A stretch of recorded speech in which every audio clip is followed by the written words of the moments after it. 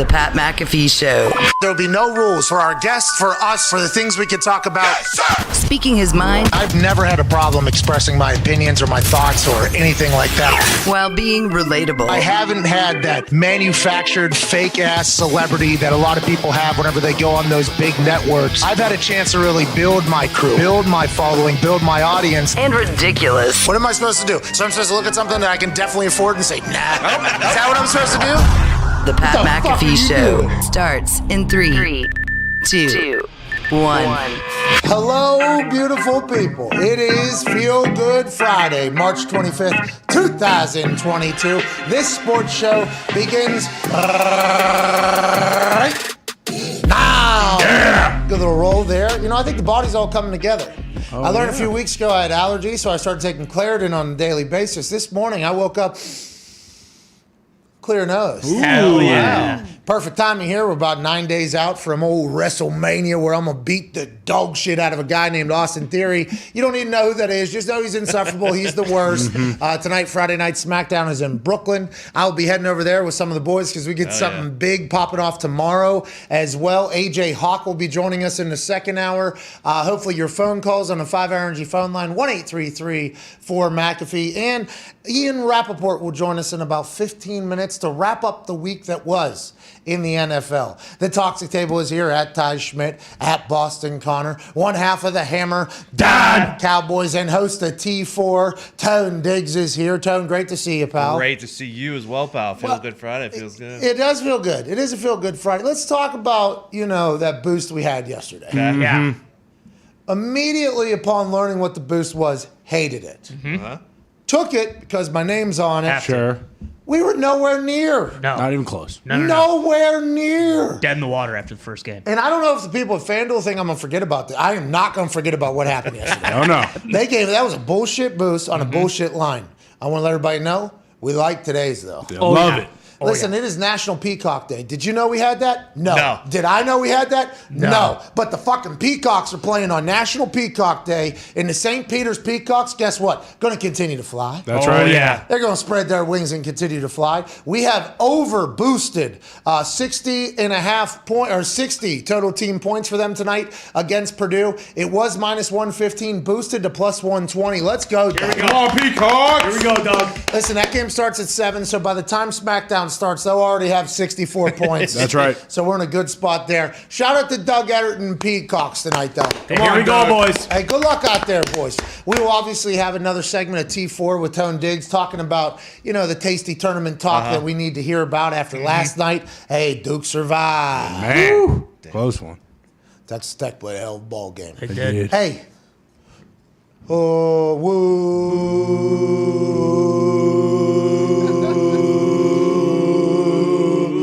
Pig suey. Woo.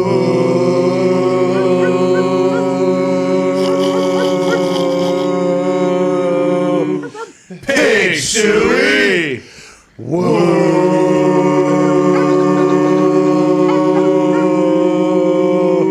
Pig suey. Go Razorbacks. Hell yeah. So every college chant's just the same. Well, I will say that I thought our, Call of the Hogs was Yeah.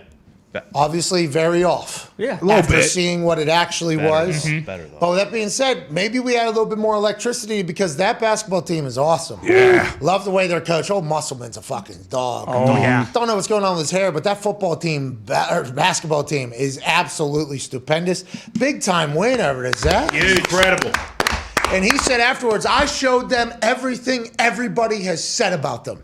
I let them know everybody thinks they're going to get run out of the gym, and then we want to work. Knocking out Gonzaga, who for 5 different times, I guess, have been knocked out of the tournament as a number 1 seed without winning a national championship. That's via CBS Sports college basketball. Fascinating, because it's not easy to win no matter where you're ranked at. You're going to have to win a lot of games. You're going to have to get a lot of bounces. And the foul trouble with Chet Holmgren. I mean, these refs.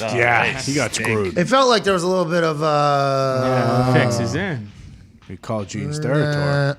Well, Gene Steratore should be reffing that thing. He should have been. And he actually said on the call a couple times, it seemed like he drove his shoulder into him there. I don't know what he's supposed to do. I don't know, but like on 3 of his 5 fouls, Gene Steratore's like, I don't think that's a foul. So you have to wonder what's going on with that. It was an older white ref down here on the left with the big whistle, quick whistle. But nonetheless, very happy for the Arkansas fucking Hogs, dude. Yeah. Oh, yeah. Let's go, dude. Incredible. Great. That's the madness of March. Yeah. Man. They answered everything, and that SWAT to end that thing. Old Cuzzy jumped and took his left hit from his like back pocket and just waited, and then boom, the timing right before it hits the thing. Glorious way to end that. Kind of embarrassing, I guess, for Gonzaga to lose for a fifth time as the number one seed. A little bit. But March Madness is March Madness for a reason. With that being said, what was the tweet you saw, the meme that you saw? That Gonzaga should think about recruiting some guys that, don't always have a ride home from middle school basketball practice. And by the way, I think That's a fair assessment. Yeah. Fair assessment from the get some walkers. I think they need a couple more dogs. Yeah. I think Yeah. they need some dogs on that team. And I think, by the way, you get a Peter Kiss on that squad. Okay, now we're Imagine Doug Eddard on that squad. Come on. How about that fucking Tony guy from goddamn Arkansas? That's what, they need some dogs on that Hell team. yeah. I don't know how hard it is to get in. I assume Gonzaga is a very good school. Is that private. Yeah, I'm sure it's pretty hard to get in. Well, the guy can fucking ball though. Let's get us Oh, over yeah. the hump here. Congrats to the Gonzaga on an incredible season. Hell yeah. Yeah. You guys were great again. Yeah. With that being said, fucking woo pig suey. dude. Hey, Now, Coach K is going to keep that thing moving, though, and I think that's trouble for everybody Yes. because that team got embarrassed, on the Cameron Crazies, Krzyzewski's last game. That might have hardened them. yeah. Yeah. And Great. Coach K was letting the crowd know, like, we're not done. No. No. And they won. We won 6. They're chanting to this guy. This guy's won 5 of them for it. We won 6. We won 6. He's like, God damn, I'm just fucking, all right.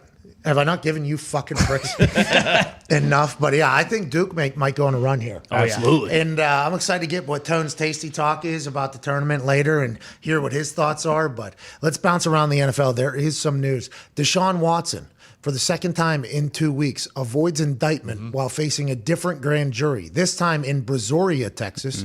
The first time it happened in, I believe, Houston, I'm not 100% sure, 9 different plaintiffs. I think their cases were heard by the grand jury, no indictment. Remember, as soon as that happened, boom, next day, it's down to the Panthers, Saints, Falcons and Browns. And it was like, all right, they were just waiting for that. Then, oh no, another indictment's coming. Rusty Hardin, Deshaun Watson's lawyer, said that everybody knew this was happening. Even the Browns knew this was happening. So they go into another grand jury. And once again, the only thing we know about a grand jury is the tweet that we read that a grand jury would indict a ham sandwich if they could. That's right. Exactly. I don't know if that's true. No. Oh yeah. it's Deshaun starting Watson to- not indicted on another grand jury. Now, I understand there's going to be people on the internet that are going to say, that doesn't mean he's innocent or something like that. Yes. I'll tell you what, it's going to be tough to tell the Cleveland Browns that. It's going to be tough to tell all the people in the NFL that. It's going to be tough to tell Deshaun Watson that, who has a press conference in about 15 minutes after passing a physical yesterday, because I understand that something terrible may have happened. But as a human that doesn't understand law as much as I should, when I see that there's 2 different grand juries in 2 different counties all coming up the same way, it's hard not to be like, hey, maybe Deshaun, who has proclaimed his innocence loudly this entire time, might come out and be like, I've been saying this the whole time. It's wild to me. It's crazy to me because I think all of us, yesterday, as soon as we heard another grand jury was happening, we're like, oh, he's fucked. Yes. Like, oh, this guy he might have got away with this one because maybe they knew some people, like we automatically think that. But if it's another county and it's another accuser? Yeah. Yeah. I don't want to say alleged accuser because she's definitely She is Definitely. accused. yeah, she's Right. definitely an accuser. Another accuser, he gets out of indictment on that one as well, passes his physical in Cleveland on the same day, signs his $230 million contract. Now he has a press conference. Like Deshaun Watson at 2 different times in the last 2 weeks or 2.5 weeks, has been staring down like 20 to 30 years in jail. Yes. Yeah. And instead, no indictments, 2 grand juries, passes a physical, signs his contract, and now he's doing a press conference, and they're just going to look ahead, I assume, and just move forward. What will this all do about Roger Goodell? Is supposed to suspend him. 2 grand juries don't indict him in 2 different counties, 2 different situations. Everybody's just assuming that this is going to be a big suspension, a long suspension. I wonder what the NFL will do with all this. Like, how will they be able to determine what's real, what isn't, how long the suspension should be, because they don't want to get caught up in another situation where they're too light and then more information comes out. But also on the flip side, as somebody, once again, does not know anything, you see 2 different grand juries that indict him, it's hard not to be like, I mean, maybe Desean is getting railroaded here. It's hard not to think like that. And I'd assume Roger Goodell's thinking like that as well. The Browns got to be uber pumped about what happened yesterday. Yeah, for sure. And what we were saying yesterday too is like if these new accusers start coming, like what's going to stop the 12 additional people? But I think conventional wisdom says, and again, know nothing about the law or anything, but conventional wisdom says if 2 of these have already happened, like are they going to, they're not going to find something in the other 12 accusers. Like you just assume that. That's what you assume. You assume. Yeah. You but assume. 12 is so many. It is a lot. It is a lot. But, you know, I mean, it's just like, it really does seem like he is kind of past this phase. Like, I mean, what else could happen? I mean, is there new evidence? Like, will we hear new evidence? It just seems like, you know, 10 people have been put to rest now. And again, who knows what actually happened, but he's not going to jail. He's signing criminally 10 cases have been put to rest. Exactly. Yeah. He's signing a $230 million contract that's guaranteed. Like, what else is there? What were you going to say, Tone? I saw your eyes moving. Well, he is past this phase potentially criminally, yes. But like I said with Rodgers, and when the numbers came out for his contract, and whether those were the real numbers or not, that was going to be the numbers that everyone was going to go by. And in the court of the public opinion, in the court of Twitter, it doesn't. Well, that's what I'm saying, though. Like, I think as these grand juries, like if there's even more, and they're like broadcasted, I wonder if there's going to be some people that are like, well, so what's going on? Yeah. I was told, you know, because that's what I'm starting to. I'm like, what's going on? I don't understand how this is happening. Is everybody saying, oh, these are just rigged grand juries? Is that what the people who are just like, or do we not know how grand juries operate? Because we assume they're seeing evidence, right? And hearing testimony and stories. You assume that these people are hearing a lot more than any of us. Yeah. And by any of us, I mean fucking everybody, right? Right, because no one can hear the stuff. Yeah, because it's all been kind of locked down or whatever. So it's going to be hard to continue. I don't think so. What you're saying? Well, no. I think there's a chance that in the end, people are like, hey, you remember when Desean was caught up in that situation where like 4 grand juries didn't indict him on it, but the court of public opinion was killing him? There's a chance that could still happen, by the way. I'm just speaking from personal You're a Steelers experience with Ben Roethlisberger. Yeah, but that's a very different situation, right? Because that didn't even make it to a grand jury. Correct. That became settled beforehand. That was just settled. So everybody's like assuming like, Well, it didn't even go to criminals, because it was settled before the grand jury thing even happened, right? Like, which could have happened for Desean Watson in this case, allegedly. We're not following it, but he said, no, I don't want to do that. And also, I want to be able to speak if I end up doing this, when there was allegedly an NDA that was involved in that where nobody could speak if the settlement happened. Settlement happened, listen, none of us know what happened with Roethlisberger. That settlement happened before a grand jury, though, like even took place. That was which could have happened in this case. Desean Watson was like, nah. No, I ain't settling. I ain't doing nothing. I would like to speak as well. And then now 2 grand juries. It's wild. I know there's people on the internet. And by the way, we'd like to let everybody know, like, if what he was being alleged of, he did, disgusting. Okay, we'd like to let everybody know, terrible, bad human, not cool. I don't think the NFL would ever want to be associated with anybody like that. I don't want to be associated with covering anybody like that. But on the flip side, if he is being railroaded, I would like that. That's also not good. Yeah. That is not good. I've had a couple teammates in the past that have been falsely accused of very serious allegations, and their lives have gone completely differently, and it's not fun. And then also, there's been a lot of situations where guys that I have, not teammates, but guys that I've known in football who have done terrible things and have got justice served or not enough. So it's like, this is a very delicate situation. I've on both sides, and we hope justice is served. But on the flip side, if every one of these cases goes to a grand jury, which will allegedly indict anything because they want to hear more, and they choose not to, I would like some of the people that, would normally start, like also maybe realize, like maybe he didn't. Like although 22 cases around the country sound absurd and insane, so does, I think, 2 different grand juries not indicting somebody. I think that's pretty insane too. Desean Watson, I don't know if does he keep the blinders on? Like, he has to be scared to death at every situation on what's going to go on. But is he, though? Because he's been steadfast from the get-go. Hey, I didn't do anything. That's why I don't want to sign an NDA, because that's almost like an admission of guilt, and I'm trying to kind of just like, that's not happening. Which is what happened with Roethlisberger, by the way. Exactly. And he's not the only one. This has happened a lot of times in the past. Go ahead, Nick. There were no criminal charges ever filed. The civil suit did go to court, and it was settled.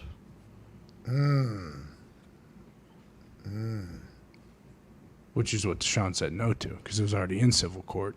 Yeah, and the settlement. And the settlement was presented. Was it already in civil court? I don't think it was in civil court. It was in the beginning phases of the... I don't know if the civil suit Pre-trial? started yet. Yeah, I don't think the court has started. I think it was just, fuck, we don't know enough. No, I have no idea. But like Busby, obviously 12 of these women have, gone to grand jury, or 12 10. are left, 10 have gone to grand jury. Yeah. Like, is there any chance he has like an ace in the hole? He's waiting to like present her case? Like, wouldn't he put, to his mind, like the Busby 10 people? is the lawyer representing the 22 women. Yes. You got to remind people of that. True. Point, Yeah, right? I forget that. Rusty Hardin, and then there's Busby, Tony Busby. Busby's representing the 22 accusers. Rusty Hardin is representing Desean Watson. Busby has continued to say, like everything. Which, by the way, I do believe, attorneys that represent people and they have to do their job as well. But from the beginning, this seemed very fascinating, and I don't think it's over yet. I don't think it's anywhere near over yet. I'm excited to see how it pans out. We hope justice is served one way or the other. Yes. Just what I would like justice to be served one way or the other. Bingo. But this might be one of the most surprising law situations in the history of law. Oh, yeah. 22 different allegations, and then now 10 of them have been thrown out by a grand jury. Be like, well, how did 22 people from all around the country get the same story? It's like, wait, was this one big hoax? How does this all pan out? The documentary 30 years from now, 40 years from now. And are there levels to it? Who's pulling the strings? Exactly. And are all of the allegations, you would assume if there's 22, then kind of a similar thing happened in every situation, but maybe not. We have no idea. No clue. All I know is 2 grand juries. This guy Teflon Don God, he just fucking got it. I don't understand. Hey, congrats to Desean though. Yeah. By the way, Definitely gonna play. we hope justice is served.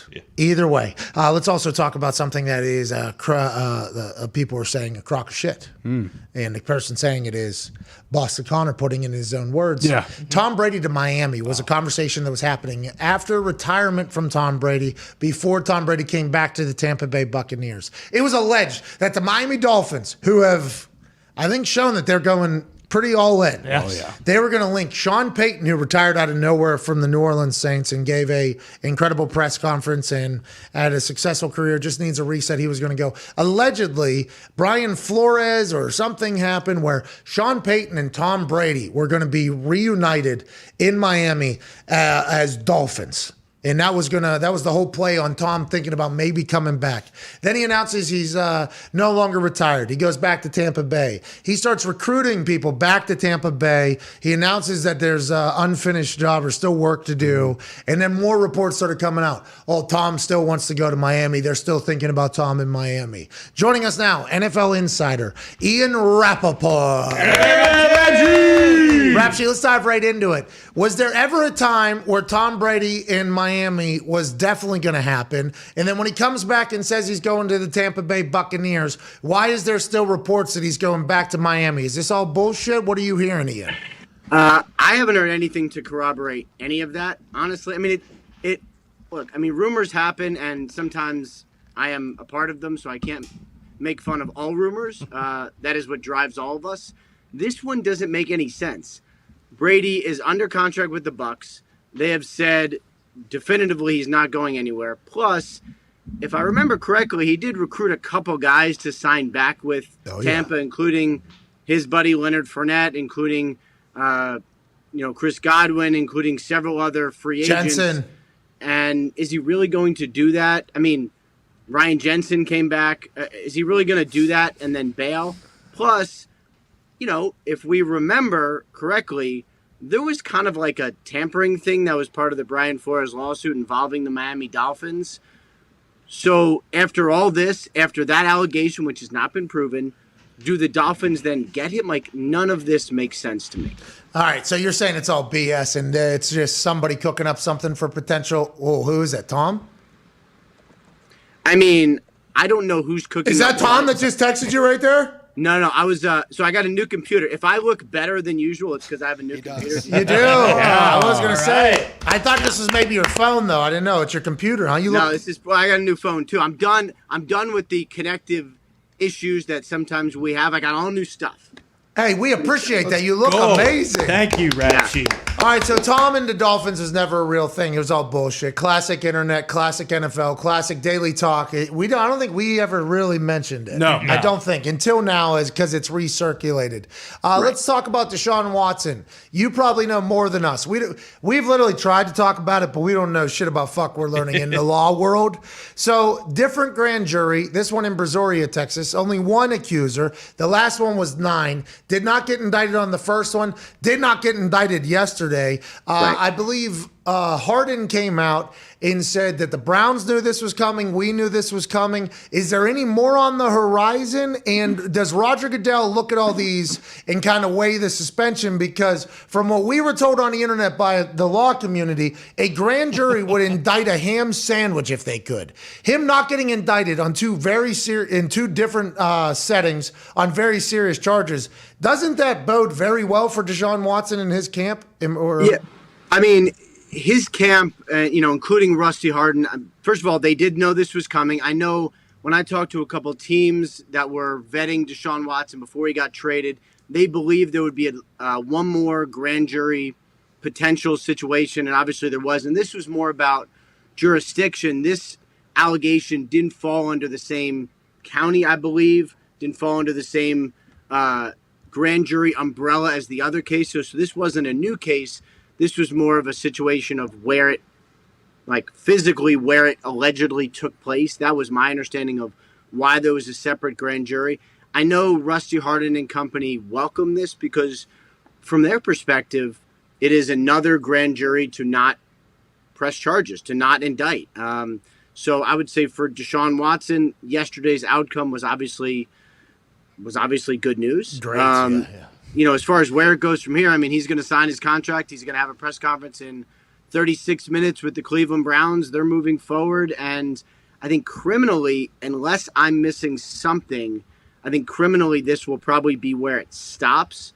And then it's on the civil case. Do those get resolved? And then what does the NFL do? When do they actually speak with Desean Watson and conclude their disciplinary investigation? Do you think Roger Goodell fears to death that a piece of evidence is going to show up after he decides to punish Desean Watson? Like these two grand juries, you would think Roger Goodell knows everything about all this going on, right? Because he's the one that's going to have to judge, jury, executioner in the NFL is Roger Goodell. He's the one that gets to do it. CBA gets signed. Somehow Roger Goodell gets more power. Now, with that being said, he's obviously the best commissioner in fucking sports. Like it's not even.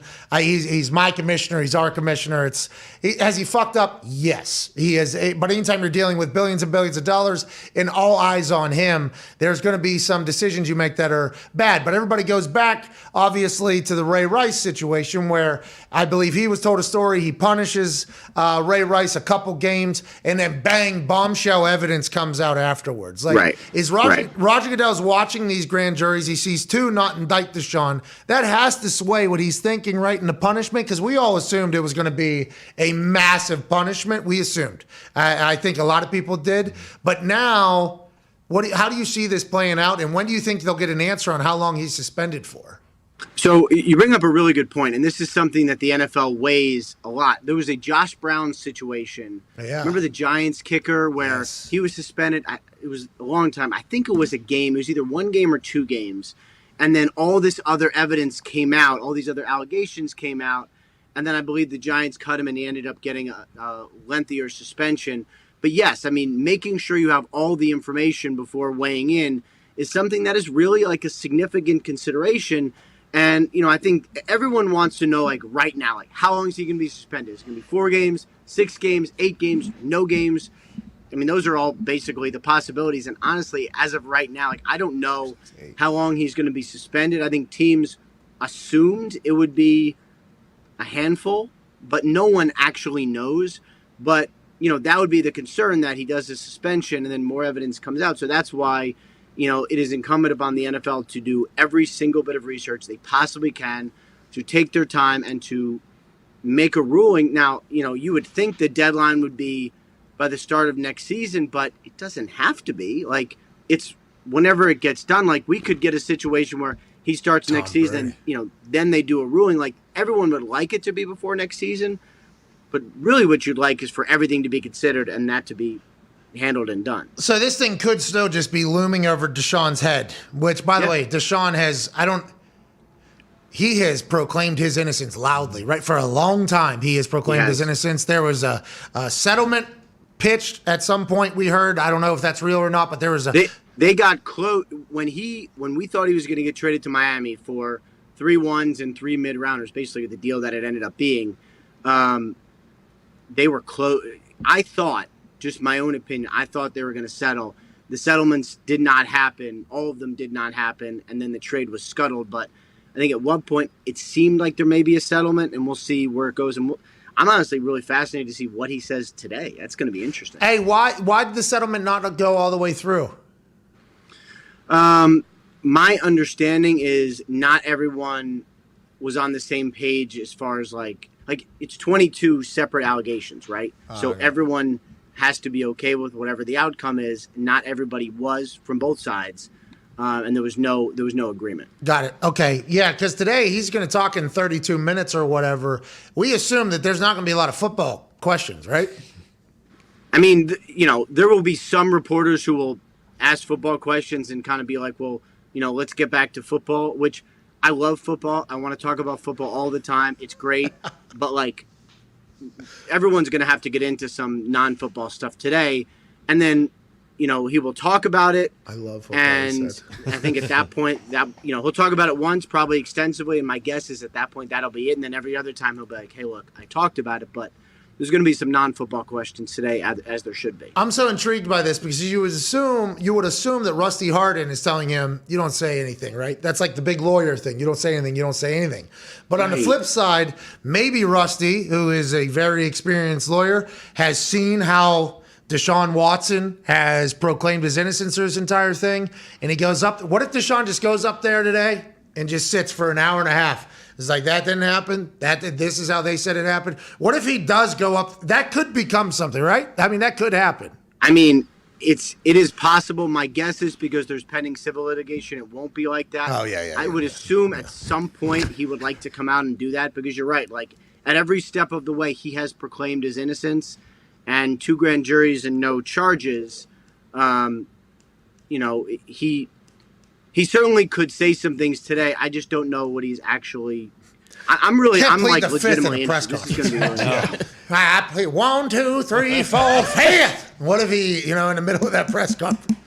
Oh man, that'd be incredible. He'll probably just have. So you know, hold on. I want to interrupt. I got a text just now as I'm talking. It says the new computer makes everything look great. So, thanks for watching. Yeah, nice. Who is that? Anybody cool? Anybody we should be happy? It's a source. Goodell. Should we feel happy that the source is watching, though? We should be proud of this? I think the source has nothing else better to do, but yeah. Pelissero. I don't care about anything. A lot of people that are watching have nothing else better to do. Fuck, we got nothing else better to do. I literally have nothing else to do right now except for this. So. And wait for the 1 o'clock thing. Well, whoever's watching, whoever the source is, great to see you. Stop feeding them bullshit, though. Like when he reports contracts and they're fake. Come on. All right. Yeah. Hey, can I just tell you one thing on the contracts? So I know you're sort of joking, but you really do hit on an important issue. Thank you. And there has definitely been an effort in our world the last, I'm sure you've noticed it, 2 weeks or so, or 3 weeks, to be here's the contract, here's the real, here's what it means. And there's been some numbers out there that have not always been exactly, discussing what the real story is. What? And there's definitely been an effort from a lot of people to be here's what the numbers mean, and here's what they really are. So good job. Thank you so much. What's that award? The big one? Pulitzer Prize. Am I getting one of those? Because we changed the way journalism. a massive part of journalism's I operating. mean, look, if I get a nomination, I'm actually not going to nominate you, but maybe somebody will. Okay. Well, I just want to let you know, it is very nice to feel like we are a part of a little bit of an advancement in sports journalism, because that was an archaic model of reporting contracts, I think. We're in a much different world now where everybody knows everything, because you put the people that are signing the contracts into awkward positions because now everybody on earth thinks that's what they're making. And then it's like, you imagine a player explaining, well, it's not actually, and then taxes, and then it's just, we're advancing journalism, and you're a massive part of it, Ian. Congrats to you, Ian. There you go, Rap Sheet. Look at you, Ian. Actually, I think Aaron should be the one that. True. Aaron. Hey, congrats to Aaron Nice Rodgers. job, Aaron. Maybe Aaron. He didn't love you at the time. Congrats to Aaron Rodgers. No, not thrilled with me. No. All right, let's move on. Jarvis Landry has fired his agent. Is that because his agent didn't ask the Browns if they were moving on from fucking Baker Mayfield and getting Desean Watson at quarterback next season, and then just decided to say, hey, we should get out of here? Or what do you think it is, Ian? No, my understanding of that was, all right, so Jarvis gets released. I'm trying to remember the timing. Jarvis gets released a couple days before, I think almost a week before Desean, but he knew and was told something big may happen at the quarterback position, or something big may happen with the offense. And one of those big things was Amari Cooper, and that helps Jarvis. That really would help him. The other big thing turned out to be Desean Watson, but they ended up coming up with a resolution before letting it play out. And I think from Jarvis's standpoint, he wanted to all right, if I'm done, let me get out to the market, let me see what I'm going to make and all that. And I know he had some talks with the Falcons. He had a visit there. There was some stuff. And if Desean had gone, maybe he would have gone to the Falcons too, but obviously Desean didn't. But anyway, I know everyone was pushing for a resolution rather than, all right, let's just wait because maybe the Browns end up doing this big thing at quarterback and then you'll still be there. So I think everyone kind of, and he was, from my understanding, Jarvis was aware of all of this, even when they said, all right, we're done, Browns, we're not taking your, diminished salary offer, whatever it is. So I think there was sort of a disagreement on how that played out. I would like to let everybody know that it's completely okay to fire your agent. If you're watching this show and you're a player or a coach and you're not happy with your agent out there, there's a better one out there that you can go find and have a better relationship with. It's not disrespectful to the agent. The agent probably has better relationships with other clients. You can move on. It has been a stigma that people have made players look bad for moving on from one agent to another, but then they act like everything's business. Well, if my business isn't good here, I'm moving on. You're trying to make me look bad for that. That's bullshit. You know what I mean? When this is a business. I don't like that. I moved on from a numerous It's also agents. like just relationships. So some people mesh better with. Yes. Bingo. I'm currently not on my first agent, and I'm very happy with my current agent, and it was a great move. So whatever. Well, that's what I'm saying. Because of it is a big deal for you to understand each other, and because your life is on the line. So if Jarvis has an idea or a plan that he wants to do, and there's a disagreement or a miscommunication with the agent, it's like Jarvis has every right in his body to go, I don't think you're the right person to be doing this business life with me. I'm going to move forward. Yeah. That's another thing, by the way, that I think we can advance in journalism. Maybe when that's reported, the player has decided to do business elsewhere. And it is no hard feelings. It is just bad business was happening for whatever reason. And you'd like to move on. Now, granted, it used to get reported, this agent has fired this player. You remember when you guys would report that? Happens. When did that happen? That happens sometimes. Yeah. It's that's not how it fucking goes. Yeah. Anybody. Well, every once in a while that happens like that. You don't fire your work for the motherfucking player. You can stop the arrangement, but you're not firing anybody. That's true, actually. Only the player can do the firing. Bingo. Yeah, that's what I'm talking about. That's a good point. Yeah. Thank you. I appreciate that. Look at us, Pulitzer Prize. Yeah. Hey, here we go. Ian, look at us fixing journalism. I would say Pulitzer or head to Sweden and Nobel Peace Prize. There we go. Oh, like shit. that one. Wow. Where's Sweden? That's over there. Anyone Yeah. could get Beautiful. nominated for that. Scandinavian state. Ian, I appreciate you coming in here and literally wrapping up everything for us on the week. OBJ's going back to Cleveland, but I also saw him playing catch with Russell Wilson. What's going on? Or no, it wasn't him. What's going on with OBJ? That is complicated because so it's like there's a lot of things that we're kind of waiting on in the NFL world. Like, where's Jimmy G going to get traded? Is he going to get traded? Is he going to play for the 49ers? That's been delayed because he's got shoulder surgery, and teams generally are reluctant to trade for someone, sign for someone when their health is up in the air. We've seen it sometimes. Teron Armstead's coming off surgery. The Dolphins still signed him. They're confident. That's why the visit was important, all of that. But OBJ has another ACL tear, and so his timeline has been pushed back a little bit. That actually is interesting in itself because it sounds like his last ACL tear, the surgery didn't go great. Had a different doctor this time. Sounds like surgery didn't go great. So teams are more confident now after this most recent surgery than they were last time. So it's actually going to help him and will probably give him like probably a better second career now because he had his ACL that wasn't great fixed. But it just means he may not sign immediately like this. It could be a minute. He's getting recruited everywhere right now. You know what I mean? So, like Julio Jones is getting recruited by a couple guys here in the Indianapolis. Julian Blackmon, Yeah. Of course. hell of a football player. One of my favorites. His name isn't Justin.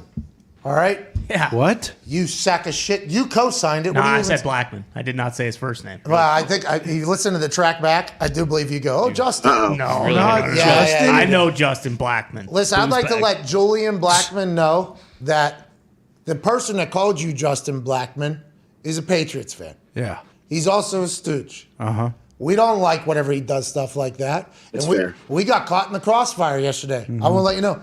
I apologize for not correcting him immediately. I may have been thinking about something else, but Neither here nor there. Neither here nor there. Exactly. Wait, hold on. You didn't correct him immediately? So you kind of just roll with it? Well, just real quick, there was Darius Butler on the screen, AJ Hawk on the screen. Ty was talking. I believe Diggs was in the conversation. Connor jumped in. And, there's one person who's probably the dumbest out of everybody in the conversation wearing a tank top who's supposed to guide the thing. So, whenever things like that start popping off, I might not be listening to every word every person is saying. Although whenever Connor's voice shows up into the microphone, I'd like to let everybody know I do try to pay attention because I can't fucking wait.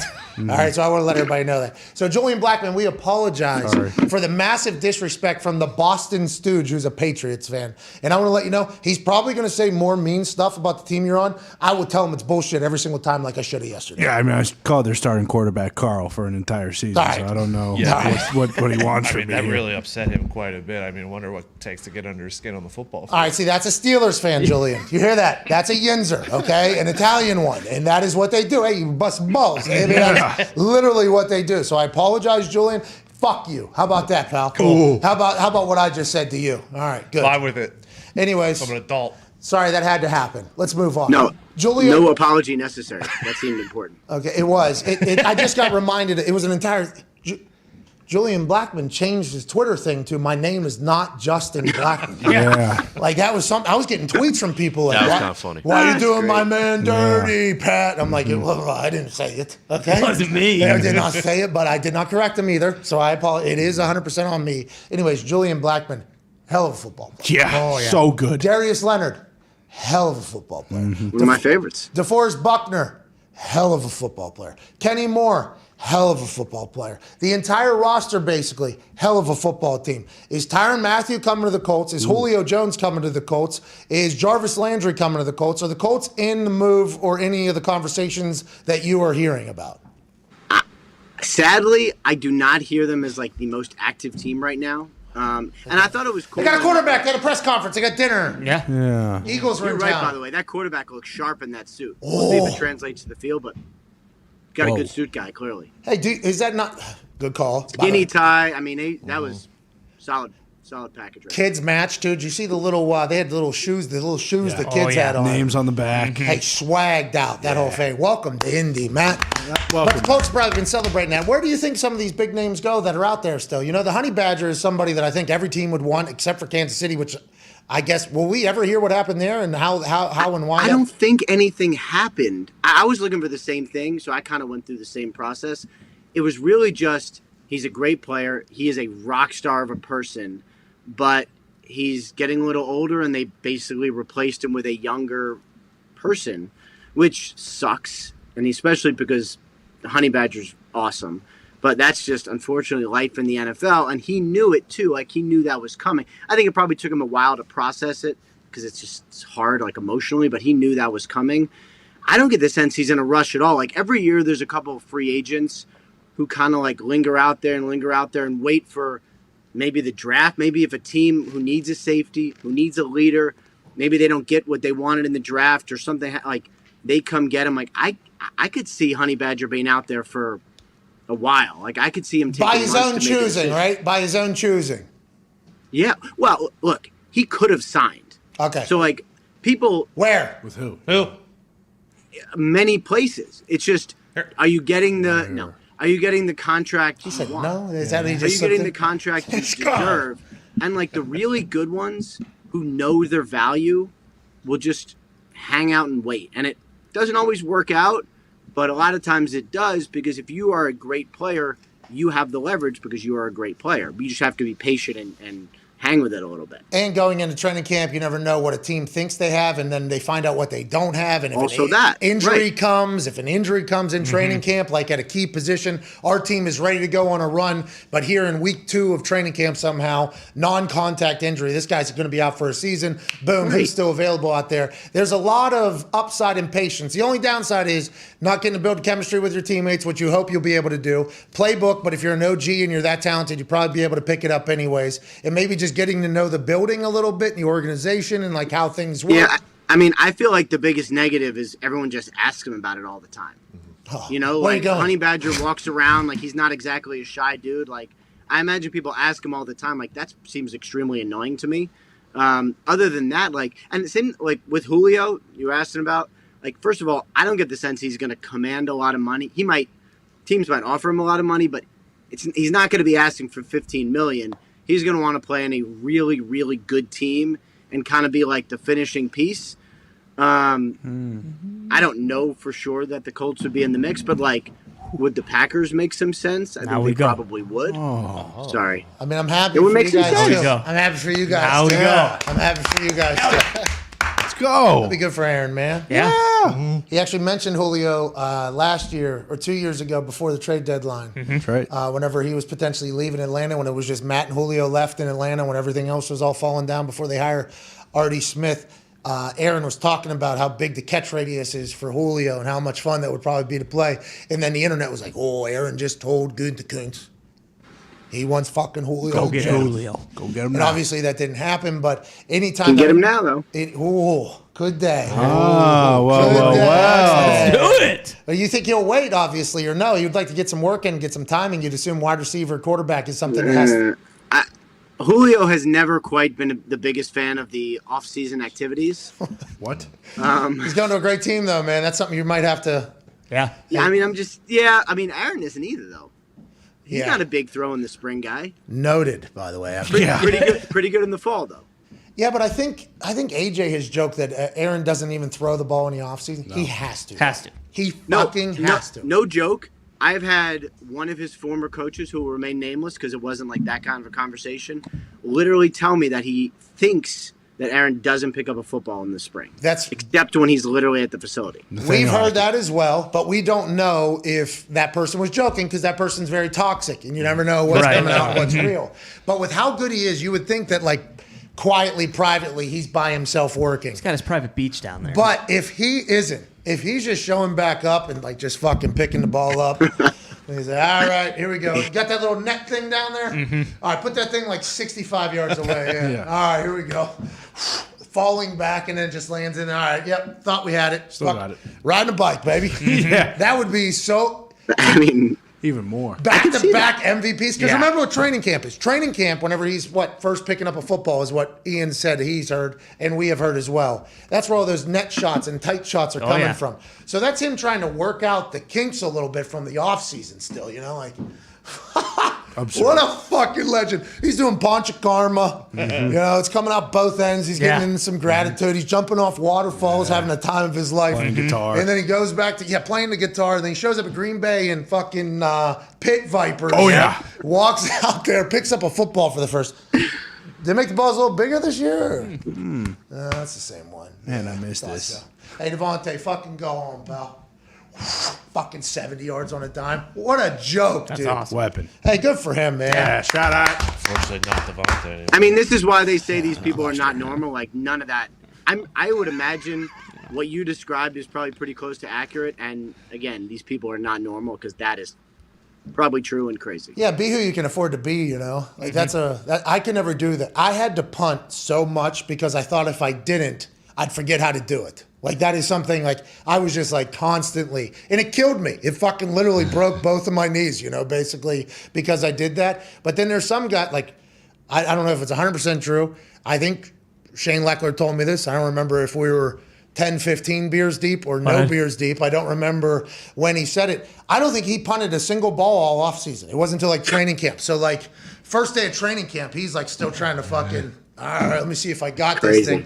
And he's like, I'm like, do you ever forget? Like, because there's sometimes where I'll take like a week off and my drop will just move like a half an inch and I'm just shanking on it. I'm like, well, that's why you can't fucking do what you just did there. And he's like, yeah, there's a couple times the training camp I had to fucking get it back, you know. But I got 4 or 5 weeks. I feel like I'll make it happen. I'm like, you are a legend, dude. Those are the mental... just absolute giants, the utmost confidence at all times. I'm like, I'm very jealous of you, and that's why you made the Pro Bowl like 25 straight years, Shane Leckler. Go ahead, Connor. Yeah, Rapshi, Dan Orlovsky said that Garrett Wilson, Chris Olave, and Traylon Burks. His name is Dan. Dan? Yes. Dan Orlovsky. Thank you. Okay. Julian, Justin. Justin. Dave Orlovsky said that those 3 wide receivers are going to be Hall of Famers. Is that the sense around the league that this is another very deep wide receiver class, or what are you hearing from everybody? Yeah, I mean, those 3 specific being Hall of Famers, I will let Mr. Respected Orlovsky speak for himself. But it is a really good class. And this is sort of like... The receiver world is so interesting and strange. Like, the Dolphins traded a 1 and 2 and more and paid Tyreek Hill $25 million, and he's awesome. So I get it from their perspective. Meanwhile, the Chiefs, who had Tyreek Hill, were like, we love him, but we're actually fine because we're just going to draft someone 2nd, 3rd round, probably maybe a couple, and we're also going to be fine. And both may be right because this receiver class is so good, and the next year's class is probably also going to be so good. And the same way you can't find really good offensive linemen in college except for like a couple different places, you can find receivers all over the place. So it is a really weird climate right now because, and I assume it goes back to like 7-on-7 where everyone's a receiver, but yes, and there are content. some ballers in this draft. Hey, and I talked about this, I think, last year or 2 years ago, and I don't want to say I'm ahead of my time, Pulitzer or whatever. Yeah. The content that these guys who are great wide receivers are making for their Instagram accounts and TikToks and everything is the drills that make them better.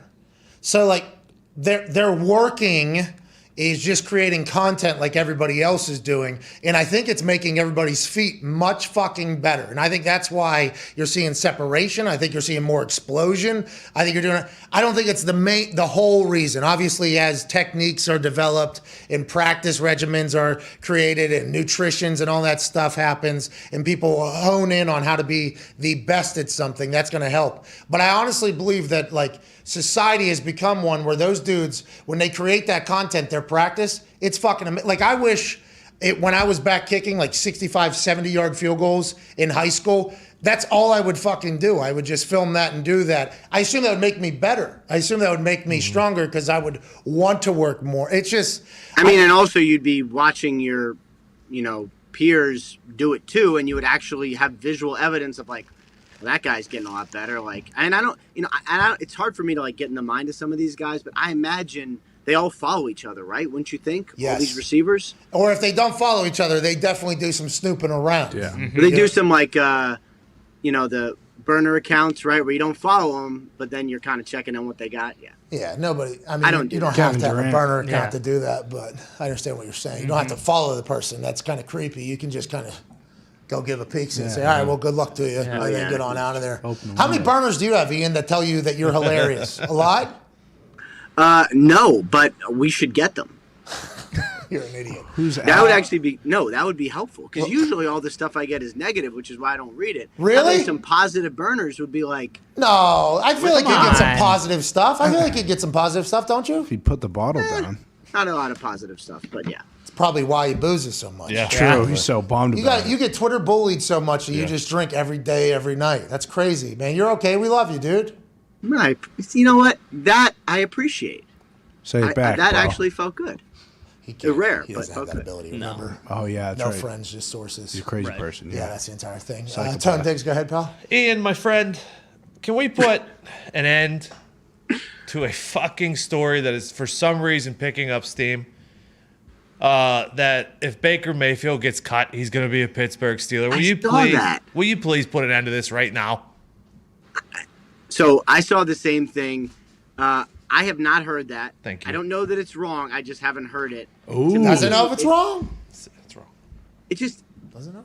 it seems far fetched, right? Because they got, they got Trubisky, Okay. who they gave some money to, not a huge contract, but some money to, and they got Mason Rudolph, who's going to be on the roster this year as a backup potentially, and then, they got Dwayne Haskins, and my guess is they draft someone. So, where would Baker fit into that mix? And also, they're not going to take him at a salary. I don't know that anybody will. So the Browns are going to have to eat some of the salary. And are they going to then trade him to their friends, the Steelers? That's four things that don't make sense to me. We just powered right through a heart out there on Sirius through your answer, but was 100% worth it. Hey, we're still live on YouTube, which is the only thing that really matters to our business because you don't know Sirius's numbers or simulcasting. But I do feel bad for our Sirius listeners when things like that happen. But how am I supposed to stop Ian in the middle of such an incredible answer, especially about a storyline that a lot of our friends are interested in? Yeah. Because a lot of people back in Pittsburgh go, I ain't fucking signing Baker Mayfield. That's the whole thing. But for some reason, like Diggs said, it's still being talked about. That'd be interesting to me. Tomlin's eating dinner with all these quarterbacks. Are they drafting a QB, huh? Is that what's happening? Or Feels like it. No, Mark Caboli. Mark Caboli said. Hold on. Don't go anywhere. Wow. I'm Sorry, I'm back. I had to take the shield off my camera. We got TV coming up. Oh, when? 7 minutes. I got to check in very soon. Do your thing. Tomlin's not drafting a quarterback. He eats with everybody, Mark Caboli said, because he wants to know about that guy as a human, just in case they get a potential chance with him later on. It's a lot of homework for a team not drafting a quarterback. Yeah, he didn't have dinner with Trevor Lawrence or Zach Wilson last year, so. Hey, a lot of dinners. Hey, there are Jeff Ruby's are eating wings. He's bouncing around. Jeff Ruby's. That's a good spot. It is a good spot. They give you free food because you just said that? No, but I will probably Instagram it when I next go to Cincy, and we'll see what happens after that. And at them and the whole thing, yeah. Ladies Oh, and yeah, just so they know. Yeah, that'll do. Ian Rappaport, thank you, buddy. Good luck on TV. All right, we got to get to a break here. Hour one wrapping up because we did just. I sent it the tone with 48 seconds before it. Yeah. That's bad hosting. Well, I don't know because that's a was a very good important question. conversation. Yeah. Well, and what he asked was, can you just put an end to it? Maybe Ian just says, that's not happening. And we go, perfect, Ian. Thank you so Yeah, much. that was Hour my one plan. wrapping up. Now hour two's on the other side. That was what I was thinking as well. Yeah. So we're on safe page. I know. Ian wasn't. Hey, what's Ian's deal? He didn't know about the heart out there? Oh, he's slammed, so he doesn't even know where he is. No, I think he's sober because he's got to go do a law talk. Yeah. Maybe. He's got to do a lot of law It's talk. Friday. Yeah. Hey, we did a lot of law talk there. We learned a lot of things. Yeah. So 4, 6, or 8 is what he said. Probably the options for the suspensions there. Yeah. Probably would have started at 8, right? And then now you'd assume it just goes to 6. We Wonder can why, put a bet on. it's even numbers. Did he say 0? Was that an option? Potentially. Yeah. Did he? Yeah. I believe I he think did. he did. No, but he said 0 until. No, Next year. He said 4, 6, 8, or 0 games are all possibilities. Oh, because I was in my head as soon as I heard 4, 6, 8, I started thinking over what he was saying. That's bad listening.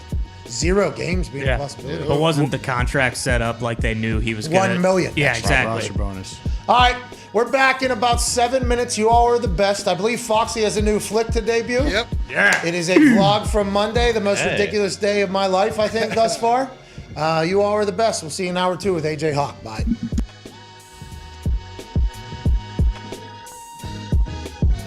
Yesterday was, a day that I've been waiting for my entire life, preparing for my entire life, dreaming of my entire life. we are not playing the same. No, we not looking to change. Obviously, we had the Daily Show for 3 hours, about 15 minutes here. You send Josh Allen to the Colts? I would trade myself before I trade Josh. Immediately following doing this show, I went to the Indianapolis Motor Speedway and filmed an episode of Peyton's Places with Peyton Manning and Jeff Saturday. Best one yet. Hey, I memorized some lines. Oh, really? I was up in the crow's nest where you wave the green flag and then the checkered flag. The ladder to get up to that thing was literally this thick. And then you're standing on top of the track. I'm just hanging out there for a couple hours. I guess that episode's coming out in the fall. Got to see Jeff Saturday again. Love chatting with Jeff. Got to see Peyton again. Love chatting with Peyton. It was amazing. I was very thankful to be a part of that. And then immediately after that wrapped, hopped on a plane, flew to beautiful Chicago, Illinois. Can't stop now, I'ma grind till I'm boast. I thank God how he held me down the most. Can't stop now, gotta grind till I'm boast. Gotta thank God how he held me down the most. Got the whole team on my back. And I can't thank the people of Chicago enough for the love they gave me whenever I walked out in the arena last night. Honored to be here watching Finn Balor do his thing. Hold on one second. You already got yourself in trouble. Look at this clown. We're both going to be panhandling on the side of Golden Mile Highway if McAfee doesn't get his crap together. It's not putting hands on Austin Theory. Let's make that absolutely clear. I'm not...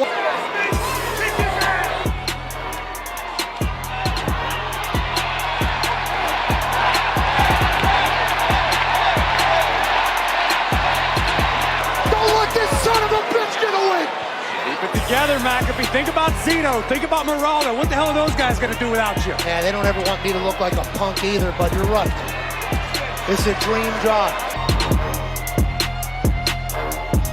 WrestleMania, I'm preparing day and night, 2-a-days, 3-a-days, eating healthy, getting back into the best shape of my life so I can beat the hell out of Austin Theory. And tonight, dream come true, mission accomplished. Yesterday was one of the coolest days of all time, and I can't thank everybody enough for allowing me to live this life. It's the dumbest life of all time.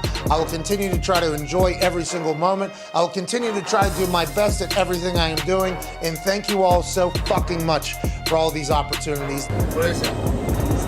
Why is that thing up? Why is there a light in the sky? Is that an alien? What up, alien? My name's Pat. This is Foxy. Let's chat. City UFO. That was a hell of a Monday, wasn't it? Show, Peyton's Places, Monday Night Raw debut. Now we're back home. Got a meeting in the morning. Back at it. Let's go. Let's go.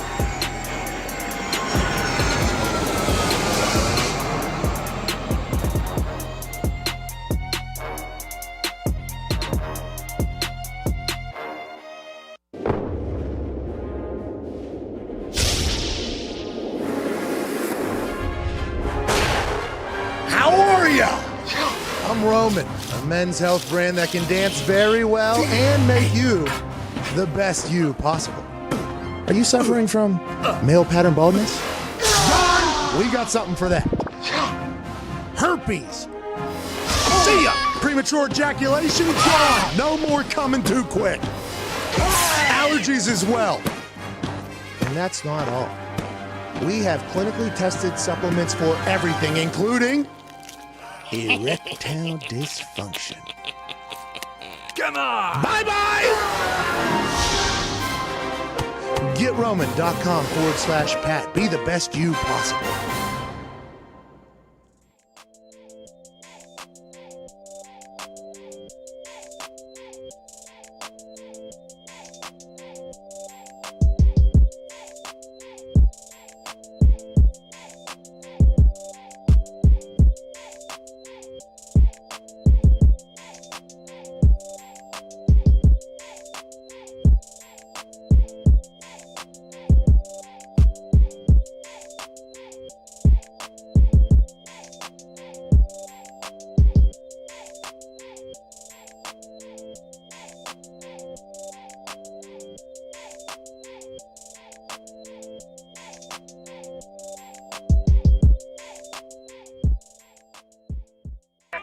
The Pat McAfee Show. There'll be no rules for our guests, for us, for the things we could talk about. Speaking his mind I've never had a problem expressing my opinions or my thoughts or anything like that. while being relatable. I haven't had that manufactured fake-ass celebrity that a lot of people have whenever they go on those big networks. I've had a chance to really build my crew, build my following, build my audience. And ridiculous. What am I supposed to do? So I'm supposed to look at something that I can definitely afford and say, nah. Is that what I'm supposed to do? The Pat What the fuck are McAfee you Show doing? starts in 3, 2, 1. Hello and welcome back to that show. It is hour 2 on this Feel Good Friday, March 25th, 2022. Let's go now. Yeah. Talks the Table is here. At Boston Connor, at Ty Schmidt. One half of the Hammered Down Cowboys, Tone Diggs is here. Hey, boys, look at that suit boost tonight. Here we go. Come on, We got Peacock. better odds than everybody else tonight. It's National Peacock Day. Hell yeah. And tonight, the Peacocks are going to fly.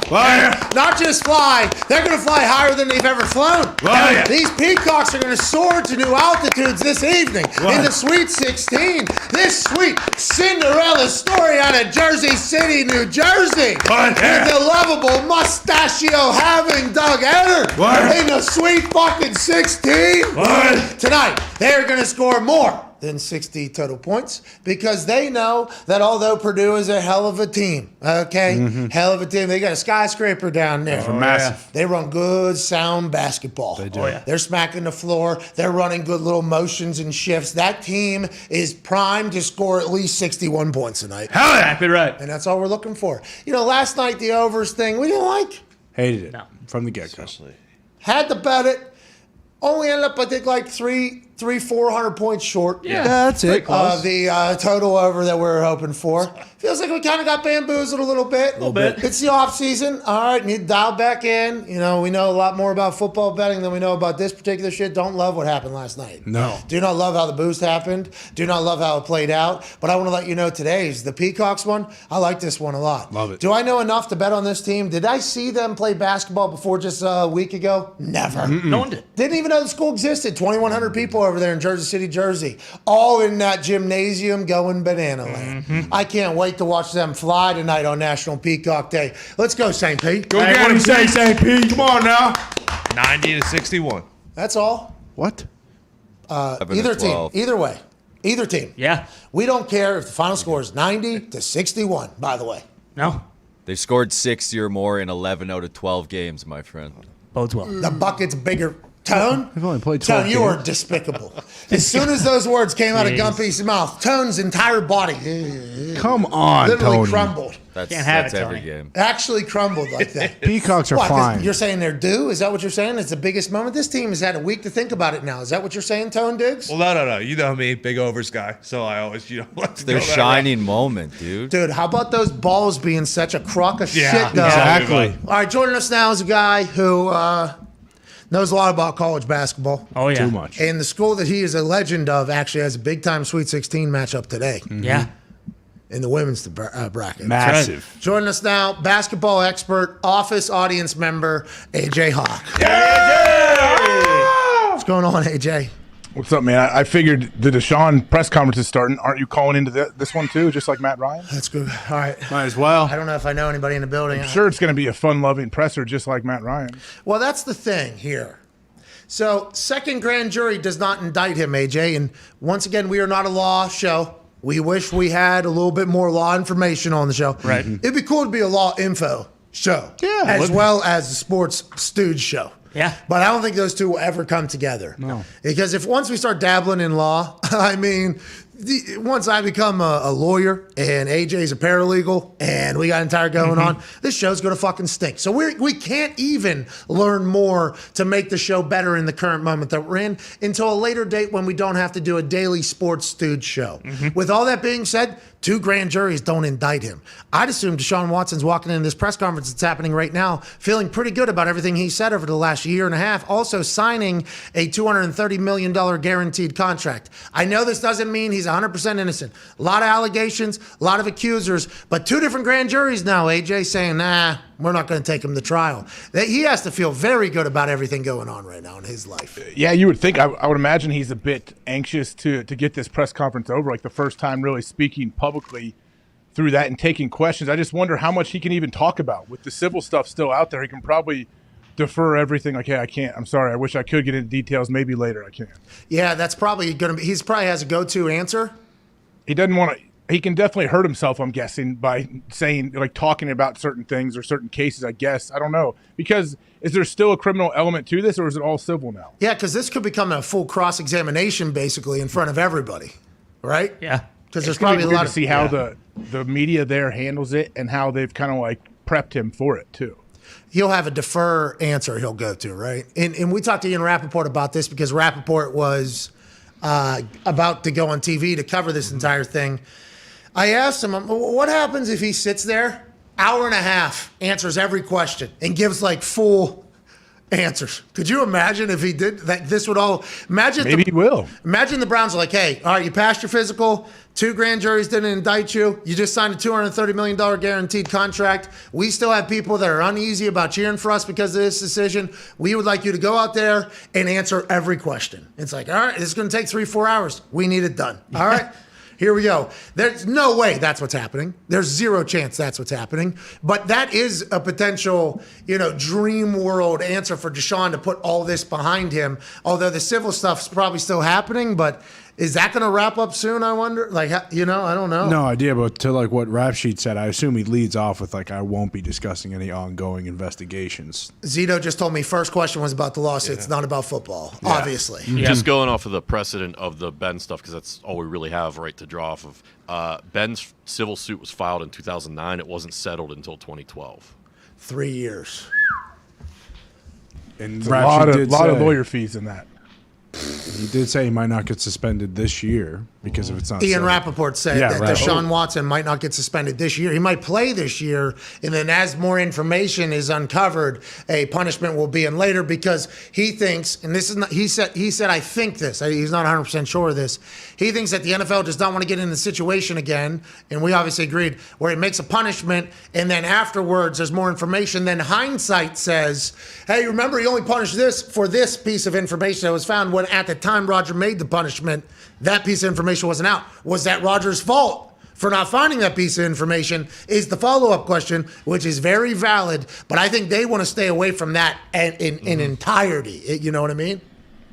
Yeah, that's what I mean. So it just started. First question's about the press conference. Like, is anyone going to say, hey, so what do you think about this division you're playing in? Pretty tough, huh? Like, how is he going to answer real football questions? Second question, same thing. A follow-up is what Zito just said, by the way. How long was Deshaun's answer? Was it like a 10-second answer, or was it like a 30-second, or did he actually give sentence? It was a good 15 to 20 seconds, and then...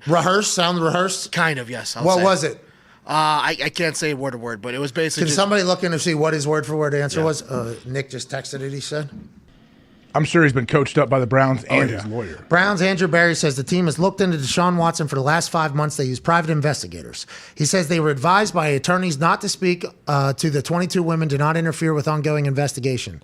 We do have faith in him as a person. Okay. That was second question. That was the second question? That was second question. So Andrew Berry and Desean Watson are sitting next to each other? Yes. That's a big deal, by the way. All 3 people, the GM as well. Well, that's Andrew Berry. Stefanski's there as well. Yeah, so Andrew Berry's sitting next to him and Stefanski, because that image right there, right? If anything comes out, that'll be like... I did read, though, but why is the owner staying away? It said ownership won't be there. Yeah, they said they'll do something. Do they always? I don't know. I mean, you would think at a signing of this magnitude, the owner might be there. Jerry would be there. Yeah, but the Jerry would definitely be GM. By the way, he's general manager and also lead counsel. Yeah. He's not just owner. You know what I mean? He's in there doing it, and motivational speaker. That's right. And post game wrap-upper. But I don't know. Is he a guy that speaks to the media a lot? Is he in the media a lot? Not really. He's dealt with some legal issues over the years too. I don't know how much he's interacted with the media. Yeah, so I would assume that's just... He also said that homeless guy told him to draft Johnny Manziel. Like Kevin Costner type of stuff? Yeah. What homeless guy? Did we have him on the show? The homeless guy, or... The dude with the big, deep voice? There's a guy in Ohio that had a big, deep voice. Yeah, that guy. That's what I'm talking about. He said, Zito just said next question was to Andrew Berry. Is that what you're saying? Yes, Andrew Berry saying that is Desean. Did you guys bring him on basically? So, is Desean ever going to do this again, essentially? So put him in a rough spot there. Like future. Yeah. Jesus. By the way, Harvard quarterback Andrew Berry. Real question, though, honestly. Not a question for Desean, but is he going to continue to get massages? We always hear about how people take care of their bodies and all this body work and all of this. Now he's probably a little gun shy about scheduling a massage. AJ, and I don't know if you saw the internet whenever Desean went to Cleveland about the Cleveland massage community, but the internet let their jokes fly. Obviously, that's what the internet's going to do. Right. I assume he hires a body guru now going forward. One person. Team 4. That's probably smart. I think that's probably what happened. But a lot of guys get massages, body work, like on a very regular basis. Like people heard the number and the number of massages that he got and everything like that. And going to random places, I think I've never heard that before, but maybe he just didn't want to hire a person or whatever. But guys get work on them a lot. Like that is something that happens with professional athletes. Not all, but I'm saying there's a lot of guys in each team, probably in each sport, that get it done, like a group of guys that do it. There's like super body guru health people, and that happens everywhere. Yeah, but I think what was alarming to everyone that saw this was that there's 22 people were accusing him. So I'm like, all right, that means he had at least 22 different massage therapists over this time. Yeah. It's not like it's a 100-year span too. So it's a bunch of different people, but hey, look how it's playing out for him. Yeah, we'll see. We are going to look and see how it plays out because there's still 12 left, I believe. What it means for that. Although Ian Rappaport said the word around the NFL was that there was going to be one more grand jury, and then that was going to be it for the criminal situation, is what they had heard around the NFL. I don't know who told him that. Zito just has a piece of information. Yeah, so they haven't asked one football question yet. They just asked, why did you use so many massage therapists? That's what we were just talking about. Oh, my apology. I wasn't. Sorry. No. You're listening to the thing, but that's literally, we're not the only people thinking about that, AJ. He said he couldn't get into details because what's going on right now, but when it all comes to truth, he will talk about it. Yeah. So it's exactly what you said he would say. Yeah. All right. So this is probably going to be over in the next 5-10 minutes. Yeah. Because not many football questions. They did ask kind of a football question, why did you want to leave Houston? And he just said for both sides, they were ready to go their separate ways. So I don't know if that's kind of a football question. I don't think they were ready to go separate ways. Did he mention Easterby? Yeah, because remember when he first asked to be released, that was before all these allegations. That was out of nowhere. He was going to the Jets. He was going to the Eagles. There was a couple other teams that were in it, and the Niners. And that was a big deal because he was just like top 3 quarterback in the NFL, although the team stunk completely. You know, the classic J.J. Watt mic'd up video of him saying to Desean walking off the field after the 16th game at the time. 17-game lead now. Goddamn right. Yeah, 16th game at the time, saying, hey, I'm so sorry we wasted one of your years, is what he said, because of how good he was, and he was apologizing for the team not holding up their end of the bargain. So whenever he said he wanted to leave, I don't know if at that time the Texans were ready to move on. Remember, that became like kind of a thing, and then these allegations came, and I would assume now they are ready for a brand new The actual quote was, we were both going in different directions. It was time for us to part ways. Oh, it's listen, it's better for both of us. Taking the high road. D-Hop, like the Texans were not really, going JJ, all in around right? Desean. Yeah, JJ, like it was a few different things. All right, AJ, I want to show you something here that I love. Little change subject. It is about footy. Oh yeah. But it's Aussie footy. Ooh, I think I've seen this. This morning, Buddy fucking Franklin attempted and scored his 1,000th career goal. There's 4 or 6 minutes left on the goddamn clock. You see that? Buddy Franklin bangs home a 1,000th goal. The entire stadium attacks him. This is a once-in-a-generational type thing to happen, is what I was told by Aussies tweeting me. Buddy fucking Franklin. This guy, an absolute assassin with the footy. Oh, yeah. When it is sharing it in his hand, and he's running up, and he's about to blast it, that son of a bitch can land it in a keyhole if he had to. He has different spins and curves and bends and magic. 1,000 goals. Oh, what a feeling. AFL. Brought to you by, I couldn't help but just get overwhelmed with joy for this guy. AJ, imagine the moment that he knocks this through with 6 minutes left in the game to go up 107-69, an absolute rout, and the entire stadium says, we ain't fucking waiting, all right? Yin's lost. This dude just did something awesome. That was amazing. That's amazing. That sports are back, baby. That's what that is. Sports are all the way back right there. Yeah, they are. And I think for him, too, to make that shot, too, he took a long time preparing for it. And you could see little kids sitting on the edge, everyone waiting to charge the field. So he had to feel the momentum like, I better make this sucker. Like, I don't understand with the poles, though. Does he have to hit between the two middle poles? Yes, it's worth different amount of points. I believe it's 3 and then 1. Yep. On the outside, I think, can go through on the ground or up in the sky, I believe. Why does he get it? Is it always a free kick like that? Or So that was a penalty of some sort, and they had a kick. You have to run a certain amount of steps where you have to dribble the ball. 3 steps. Was this guy a fake fan when we were all fans and watching this and knew every rule in the game? Well, or? yeah, We weren't. By the way, we're still fans. Yeah, I know. Just watching I was it. watching it this morning because Did they finish the game? Cats. They did not. I don't think so. I think that was it. Yeah, they called it. I mean, they're up by 40. Yeah, and in that sport, 40 is going to be tough to come back in 5 minutes, especially when fucking Buddy Franklin's getting the boys buzzing like that. You know what I mean? I'm pumped for Buddy, dude. Yeah. Does anyone else have 1,000 goals? Nah, I don't know. They said once in a generation, so I guess there's probably, somebody before him. Yeah. And to your point of what you were saying about people on the edge of their seats and him knowing that everybody wanted to see this and his 1,000th goal, that's a tough one. 1,000th goal. Yeah. His 1,000th goal. That's like Steph Curry when he was getting close to the three-point record. He was not shooting well. Shams talks about how his shooting percentages all went down, and I think he's even openly admitted, I was thinking about it or whatever. And then since then, he just started we're back just doing the little mini basketball guy gift thing. So that is something that can happen even at the highest level. I assume there was some real thoughts behind old Buddy Franklin. But you'd assume he's going to get it at some point. That's probably how he talked to himself. It's happening at some point. Let's make it right now. How long has this guy been doing it? He looks young. He looks like he's still in great shape. Like he could still do this for a long time. Their run-ups are awesome. So sweet. They because somebody's allowed to stand in front of them.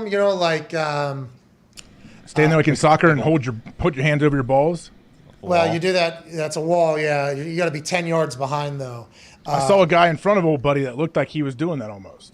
In front of, you're allowed to stand at the spot of the foul, but they're allowed, the person kicking the free kick is allowed to go back. I forget how many feet. Thought as far as they wanted. Is there a certain amount of time then? Or no, is it like golf rules? You go out of bounds, you just have to stay within the angle? What's the angle? Can't get any What's the angle? What's the angle? But man, that looked like a sport I was supposed to play, honestly.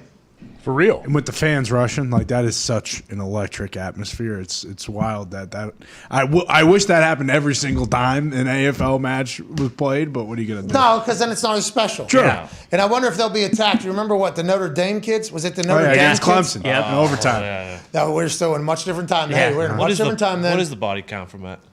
Well, we don't know yet. Numbers are kind of changing, I think. Some people say DJ Ungalele actually lost all of his skill. Some websites lost 80,000 deaths or something like that. That was weird.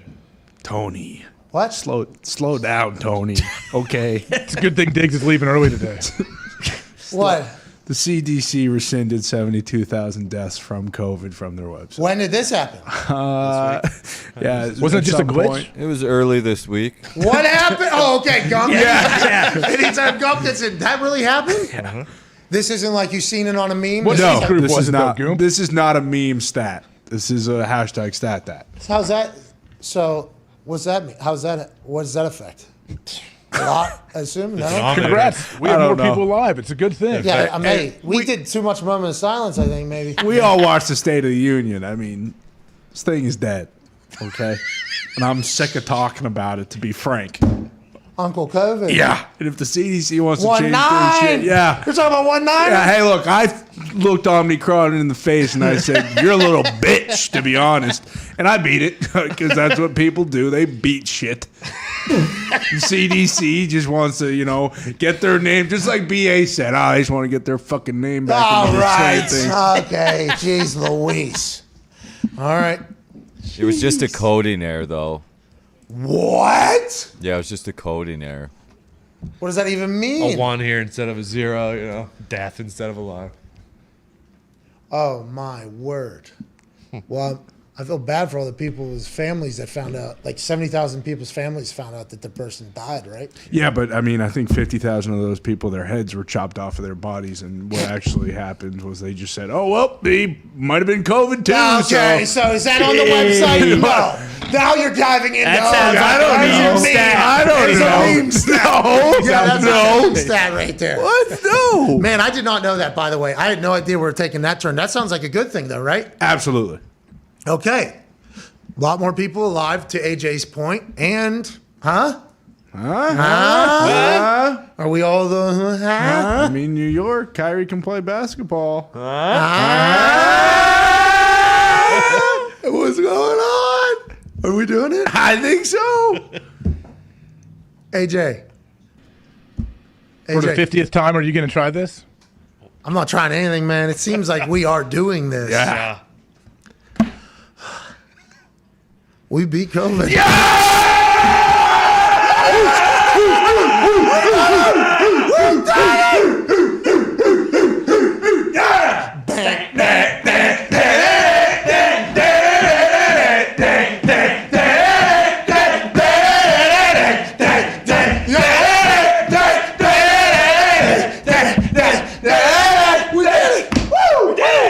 Congrats to everybody, man. Yeah. Lost a lot of great people out there. We did. 70,000 less, it sounds like, but we did it. Mm-hmm. Let's fucking go, dude.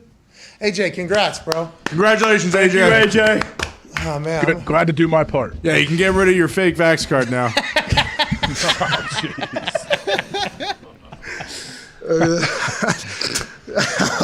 That was a good one. Those jokes. Hey, that was so good because there was only one person ever busted with a fake Vax card. That's right. Yeah. Antonio Brown. Yeah. And that was because his chef did not get paid. I know. Oh, man. Classic. I don't know how everybody didn't have that conversation. I would like let everybody know mine had to happen, right? WWE working had to do it. If not, I would have had to fly to I think Tampa 4 days in advance, sit in a hotel, not do anything, and work there. So that whole thing. But it was hard not to start thinking about that whenever you were in places like, let me see your fucking card. Does your card look exactly like mine? Mine had a fourth grader write this thing. Is that what yours is? Yeah. Is this fake or is this real? No, this is real. And then somebody, this one's fake though. Bang. That one looks exact. That one looks more like it than that one. I wonder if the next time, if this happens ever again, hopefully we are very old. Yeah. I hope somebody just at least, does a little bit of, hey, we learned this back in 2020 through 2022 and just lays out some things that maybe the next, hopefully never. 2040, I think that was the next one. Well, 2040, I heard is the That's what I'm fucking. saying. Yeah, that's what the computer said. Yeah. Hey, by the way, 2000, everybody's supposed to die too. Y2K. It's true. Zeros and ones again. Now, granted, we should celebrate like it's 1999 or 2039. Okay, we should definitely do that. We should live every day like that. But I'm happy we're no longer just living scared to fucking death all the time. Yeah. That's good to get. That's good for everybody. Tensions will be lower, hopefully. Hopefully everybody just kind of enjoys life. Because whenever you're, it's hard not to, like traveling, I think, I seen yesterday that a couple of the airlines are asking to put down the mask mandates in the airport and in the airplanes. I have no idea what they're going to come up with. I don't know the studies on what's safe and what isn't safe. But I do know it'll be much better to be able to see people. I think tensions will be much lower as opposed to... And hear them, too. I think a big issue, too, is that you can't really hear. So people start yelling at each other, and then they get frustrated that they can't hear you because they can't read your lips. Like, yeah, it's a thing. I think life, that's man, congrats to all of them. I'm pumped about it. Woo! Good day. All right. Did you get any answers on that alien that you saw, that spaceship? Bro. Funny you should say. There's another one in Houston, I guess. Another orange thing in Houston that was just found a couple days ago as well. They were saying it was a portal. Yeah. So potentially, I don't know why we didn't tell the goddamn plane. It's a portal. Aim for that. Let's turn left. Yeah. Let's turn left. Seriously? Portals are bad news. What? Where are you headed? Somewhere terrible. Not me. I'm going in with a good attitude. You're going through the portal? Yeah. You ever seen what comes through those things? No, but they're going to see what's coming through, and it's going to be me. We're having a good time. Yeah. Nothing good has ever came through a portal. Really? Yeah. See, I thought immediately upon seeing, I don't watch all these movies you guys watch. So immediately upon seeing this, I'm like, dude, I'm going in there and I'm fucking chit-chatting. Where do you see portals? Huh? Where do you see portals in movies and TV shows? I guess Stranger Things had a portal. Yeah, anything good on the other side of that one? It was kind of scary, but it was a little exciting. Doctor Strange had a portal. Anything good on the other side of that A one? lot of scary stuff. Exactly. Oh, really? There's got to be good portals out there. So what's the deal? You ever see where the kaiju came from? Who? Pacific Rim. No, I never seen that. No. Listen, I've never seen a portal. I've heard of portals. I understand what portals potentially are, other than Jacob Sully hopping in that thing. That's right. And then becoming the Avatar. The Avatar outside of the thing. So that's a portal. What if that's what we would have done? That's probably what it was. Imagine if we land on fucking Pandora as soon as on the other side. Fucking put me in my Avatar suit. Could you imagine me running around there? And then whenever I'm done with it, I hop back in the plane. We fly right back out of the portal. We come right back here. We just had a full show. Peyton Manning's Places, Monday Night Raw, went to Pandora, now we're home. Greatest Monday of all time.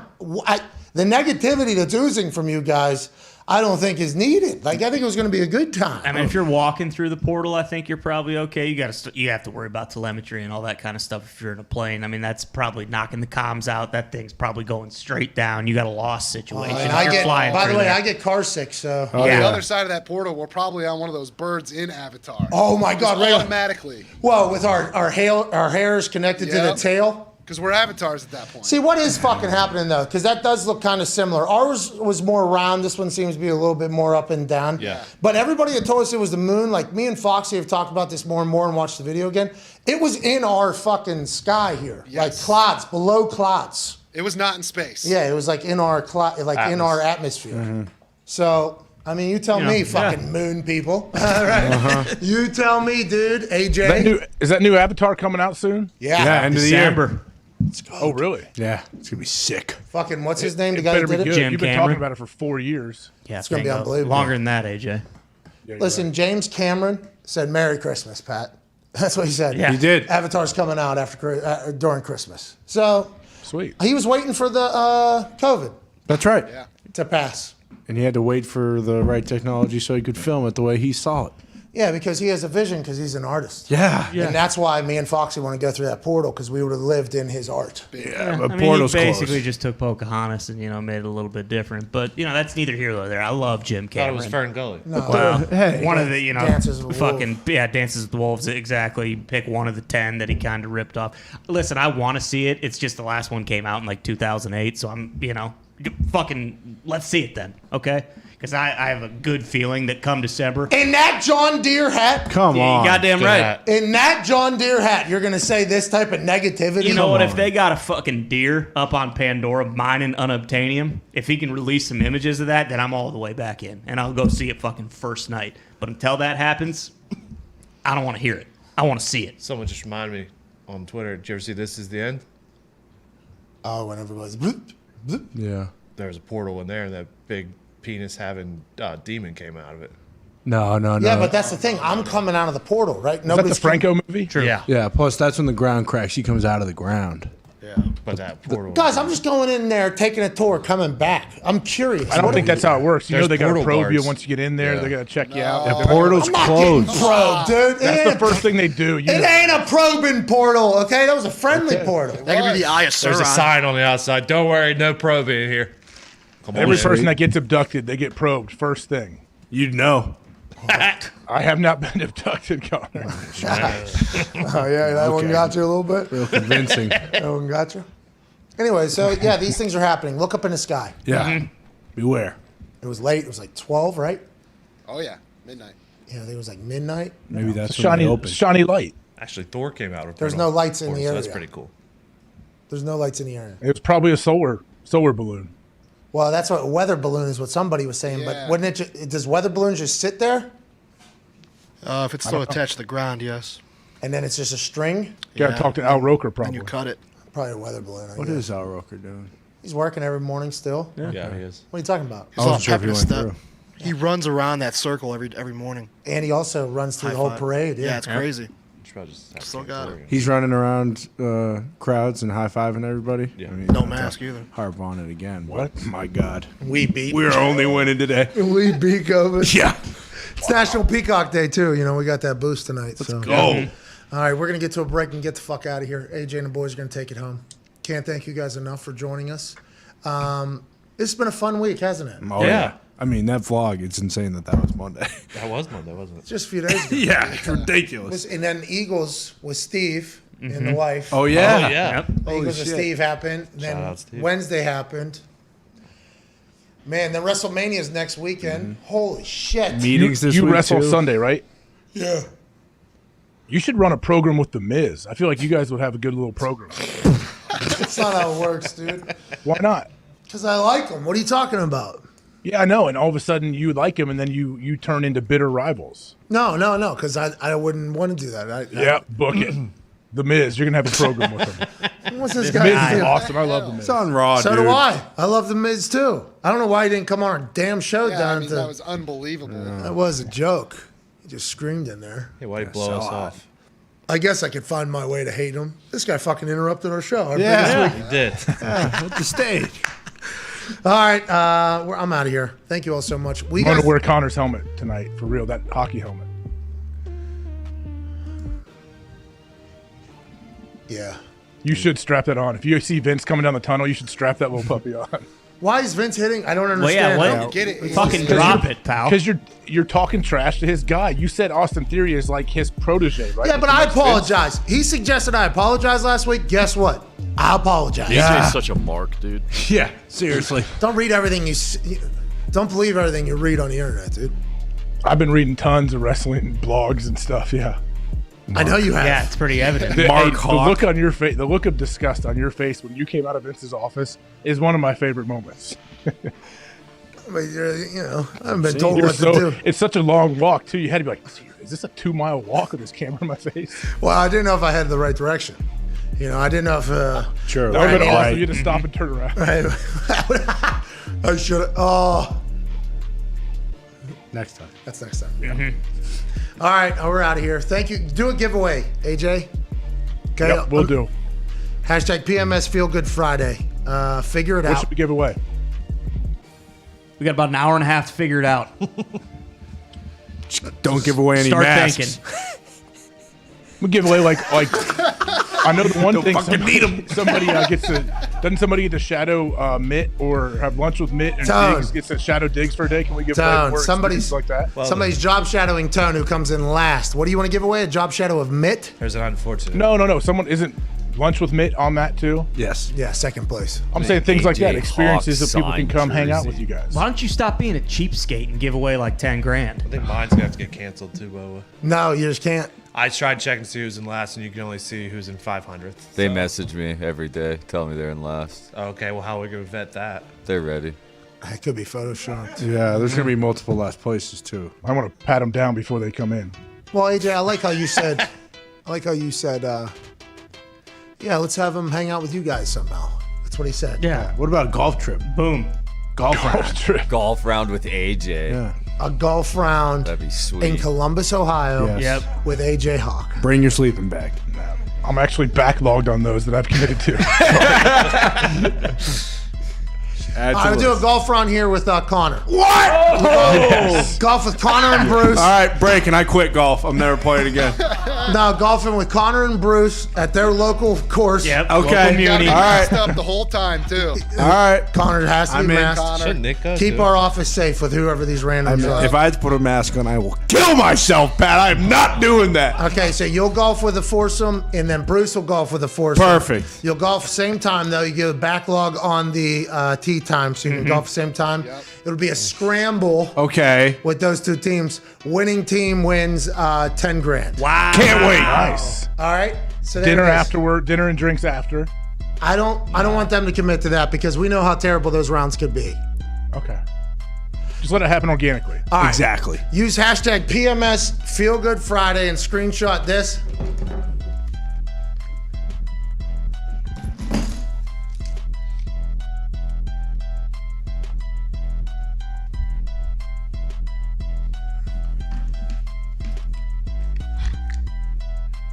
This music. All right, that's it. Fuck it. Yeah. You'll be randomly selected just to so- win a golf round with Connor and Bruce. Hell yeah. Can't wait. I'm pumped. So one person will win, then they'll get three whoever's Yep. with them. How do they? What if they're from out of town? What's that? What if they're from out of town? They're driving in. What Yeah. are we talking about?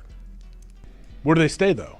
they'll find a Figure fucking it out. hotel here. Yeah. In, And in Indianapolis, plenty of Indiana. lodging. If it's far, then AJ. maybe me and Bruce will schedule a time to go and see them, just in case they don't want to fly or anything. Really? Yeah. Well, we'll pick someone Okay. within driving distance. No. You know? No, we won't. No, we won't. It's randomly selected Random. Yeah. Okay, all from the right. Excel spreadsheet. Okay. Bingo. Boots. Jesus. Make sure you enter, Boots. I hope it's Big Steve. You're not going to be able to pick who wins. I know. Get in there, Boots. Get in there. No, listen. Big Steve might win. Yeah. Boots might win. Boots has the same chance of winning as everybody else. That's right. And I would like to let everybody know these two stooges have nothing to do with the giveaways or the choosing of the giveaways.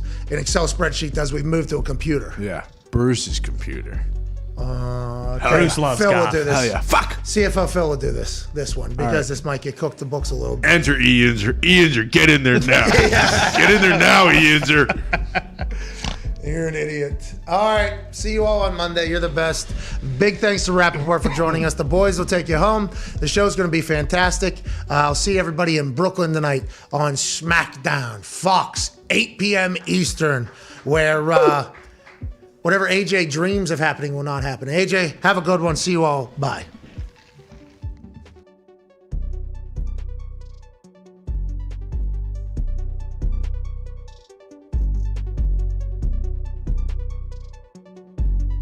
It really comes down to, and pardon my French, but giving less fucks.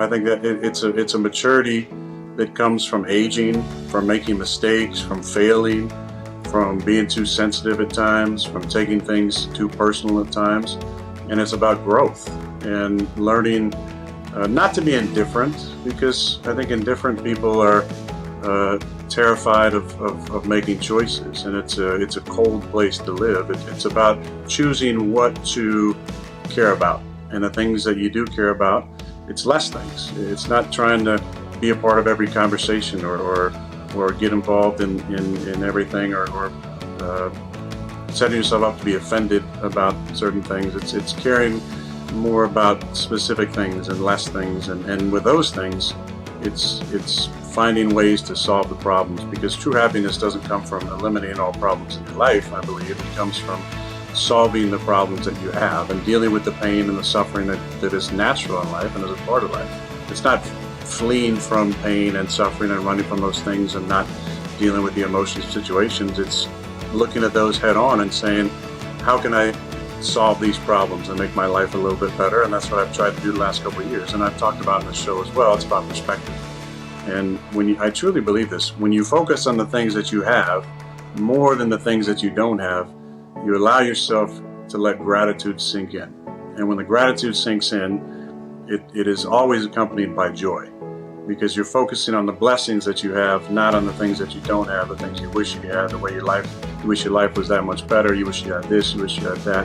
You'll always be unsatisfied. But when you take solace in the fact that you're where you're supposed to be, and that life is going to come at you with pain and suffering and failure and frustrations and mistakes, and just trying to solve those problems and do a little bit better next time, it allows you to, I think, be a little gentler with yourself and admit that you're a human. You're going to make mistakes. You're not going to please everybody. There's always going to be a 500-pound elephant of possibly hatred and malice waiting for you, whatever decision you make, and that's just part of life. You got to deal with it and just try and be better the next time. So you feel freer, it feels like, huh? You kind of feel free. Yeah, there's a liberation that comes from caring less about the things that don't really matter in this life, I think.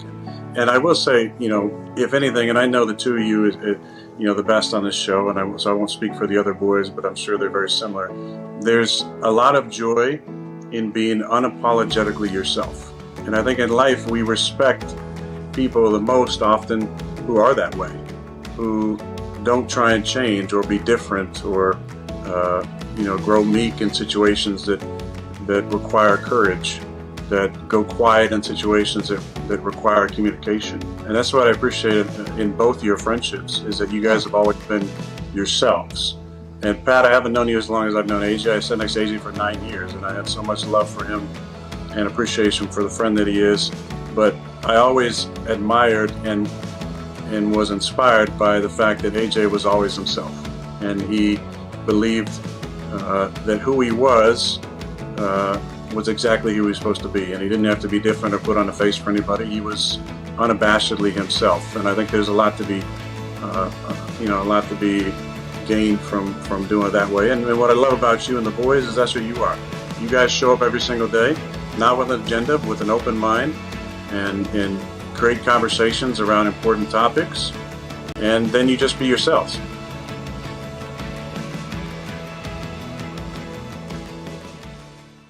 I hate a lot of people for the way that they acted.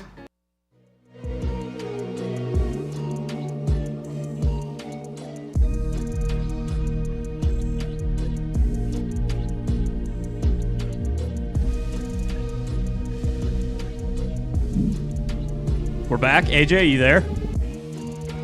AJ is muted. Bruce, please unmute AJ. Oh, no. Okay, we're good now. We're good now. We're good now.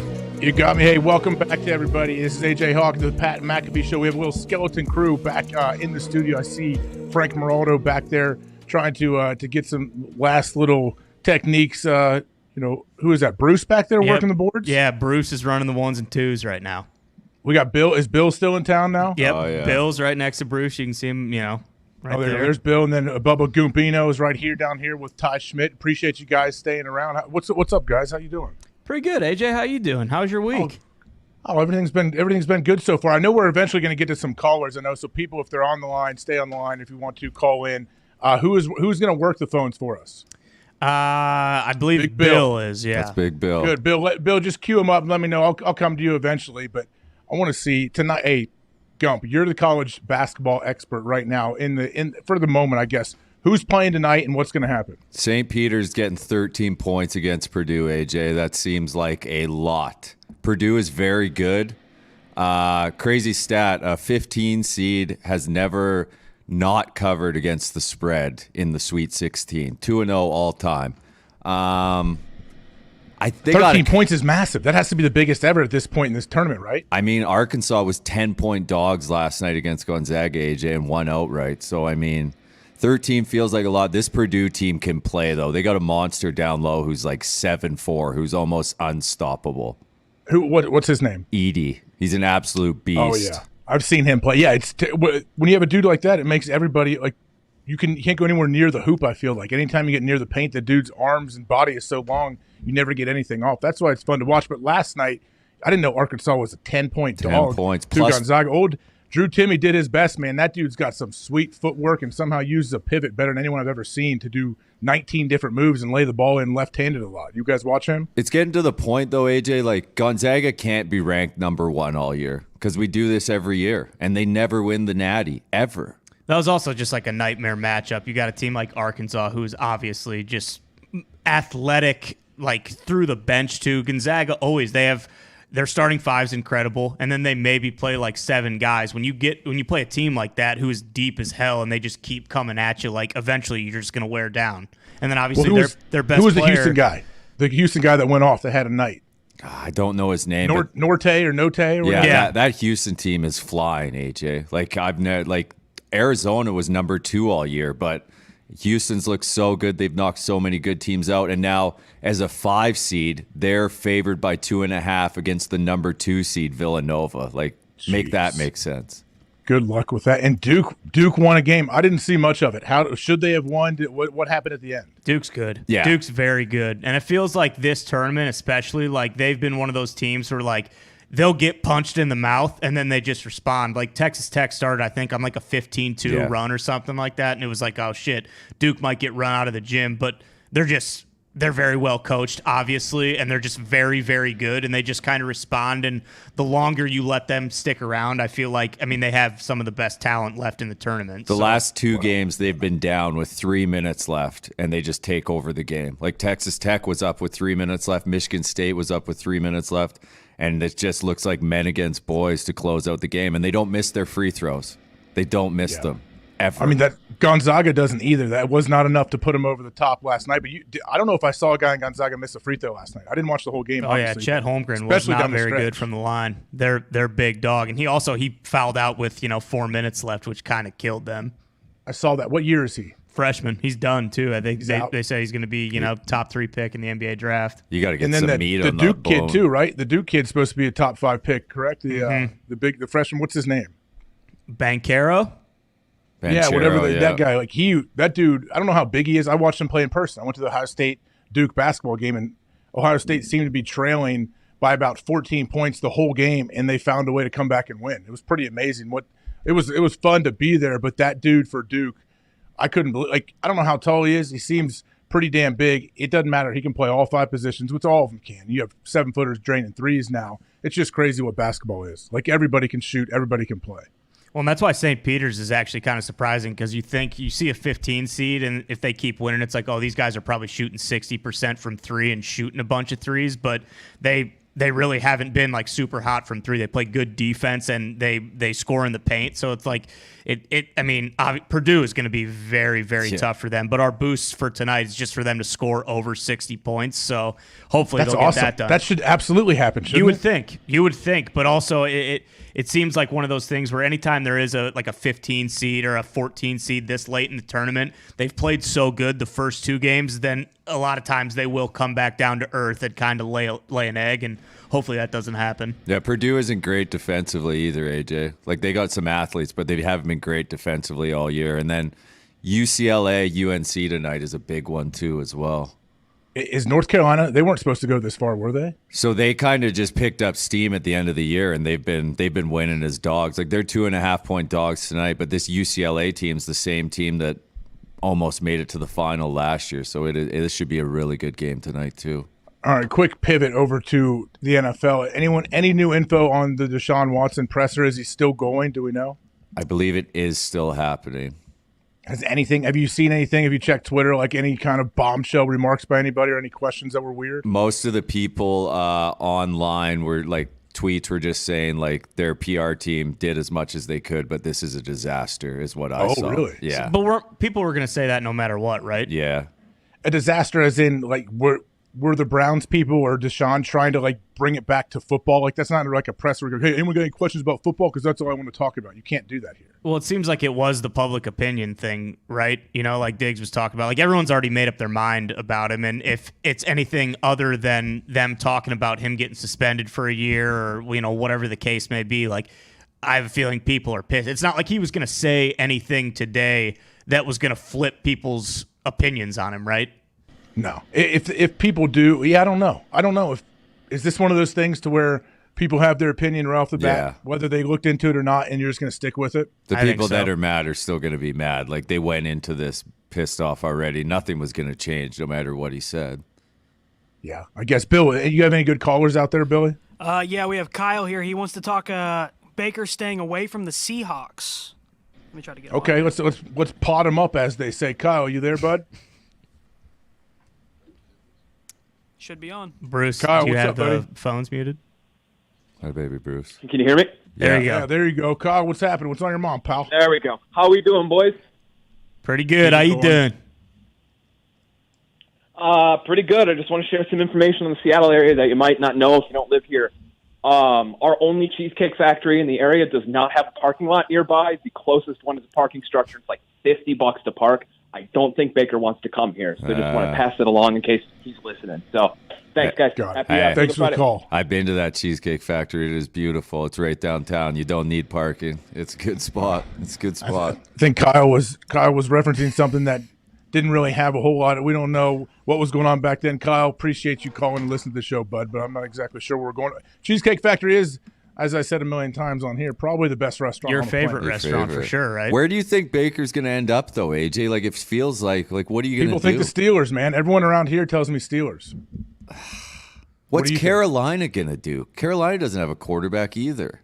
Yeah, but it sounds like Carolina, they are all out on Baker, aren't they? Or maybe they're just trying to make us think that. Well, at this point, like, Carolina has struck out on so many guys. Like, aren't they? Wouldn't it make more sense for them to either try to trade up and get a quarterback in the draft? Like, they have no options. It's like, and none of these kind of marquee guys who are available really even wanted to go to Carolina, even though Tepper's the richest owner and is kind of willing to do whatever. But it seems like they're going to have to get a young guy in the draft, and he's going to have to become the franchise quarterback. Yeah, I mean they're sitting there looking around. I guess Jimmy G is still out there. Is there any updates on him? Are there anyone trying to get him? He's starting week 1 for the Niners, I think. Now, like, what are you gonna? Unless you keep him and somebody's quarterback who gets hurt in the middle of the year, and then you ask for a king's ransom, right? Like, yeah, and I guess you could possibly keep him around. Hopefully he wins you some games, plays well, and you like how Trey Lance is progressing, and possibly move Jimmy before the trade deadline. Is that something they could do? That's what I see, because I thought it was the Colts or bust for Jimmy. That's what made sense to me all along. Man, it's interesting. So Baker's still a member of the Browns, obviously. They would have to trade him away. So someone's going to have to give something up to get him, or they could just let him. If they release him, do they have to eat all that like $18 million cap or whatever it is? I don't know about all of it, but that rap sheet made it seem like that if there is a move that's imminent, whatever team he goes to, they are going to have to eat a decent amount of his cap. Man, and he's still so Deshaun's been going for almost an hour, right, at the press conference? Yeah, about 53 minutes. I don't know. If you were one of the media members there, what kind of questions would you guys ask? I don't know. I mean, you have to bring this up, right? You know, what kind of angle could you bring to the question to try to get him to actually give a response? Well, I don't know, because you also know that you're probably not going to get a really thorough answer just with the circumstances surrounding it. But it seems kind of, I don't want to say inappropriate, but it's like, asking him what he likes about Kevin Stefanski's offense. Like, no one gives a fuck about that right now. Yeah, that's true. Like that's one of the press conferences where, man, if people continue to ask him like football questions, don't you think Big J journalists will be pissed and they'll be mad? Oh yeah. What about the owners not being there is something. Is it though? I think so. Because you were mentioning that, AJ, and like that always happens in baseball. Like if there's a big guy that gets traded or signed somewhere else, like the owners are always there with them holding up the new jersey. I feel like that never happens in the NFL. Like Matt Ryan just the other day, like Irsay wasn't at the press conference. True. Yeah. I mean, they're probably not in town. That's right. My guess. Yeah. They're not just staying away on purpose. They're probably already out of town. There's no reason to come back. Yeah, maybe the owners just want to lay low and stay out of it. They're doing a video press conference after this today, though. The Haslams are? Yeah. And people just said Deshaun's press conference wrapped up right about whenever we came back in from break, about 15 minutes or so ago. So he went like 40-ish minutes. Wait, so you're telling me Jimmy Haslam and his wife are doing a video? I don't know. All I saw was Cleveland Browns owners will do video press conference at some point today after the Deshaun press conference. He should do. Is he going to do it like on the deck of a super yacht to really piss people off?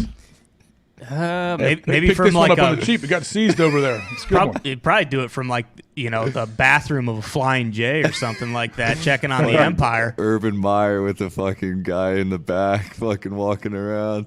We need some answers about that one. I'm still not sure what happened there. What the fuck was that? It looked like a pontoon boat, maybe. Was it? No, that thing was a nice little yacht. Was it? Yeah. Hey, well, You think Urban's riding around on a pontoon boat? You kidding me? You never know, man. You never know what lake he's on, what river he may be on. I don't know. There's a lot deep of sea fishing for marlin. So it looked like it. I don't know. That'd be fun. Go out there for 6 hours, puke, not catch a thing. Yeah. Sounds like a blast. Bingo. That's kind of every deep sea fishing expedition I've ever been on. You been on a couple? Yeah, I've been forced into them. I know we're going to break at 56. I don't have the exact clock on the timing to know when that might be. You got 45 seconds. If you could show me that. 45 seconds. You guys love doing this.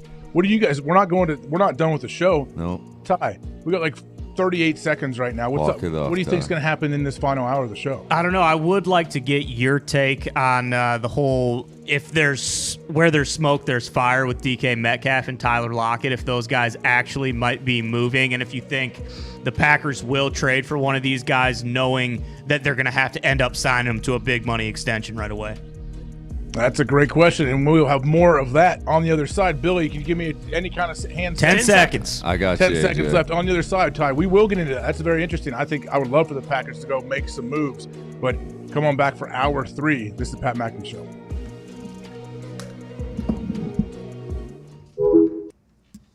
That's good stuff.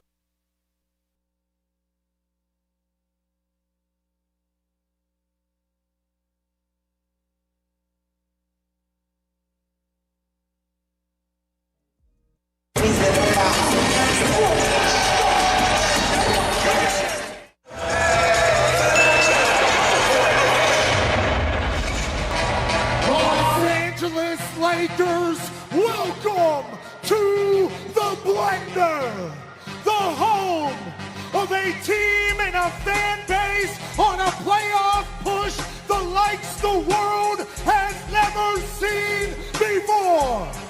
Crescent City, get on your feet for tonight's starting lineups, brought to you by Sprite, an incredibly refreshing drink. Starting at forward was the number 2 overall pick in the 2016 NBA draft. Now he's an NBA All-Star, Brandon Ingram. At forward, this man has been dunking on little white kids on the internet for 10 years. The incomparable, unstoppable, 6'6" phenom, Zion Williamson.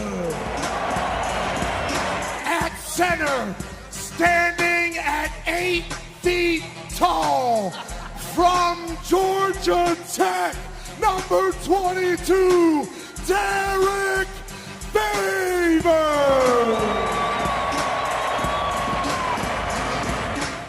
This man's family had a reality show in Lithuania. He was born and raised in LA, but he found his J in the N-O.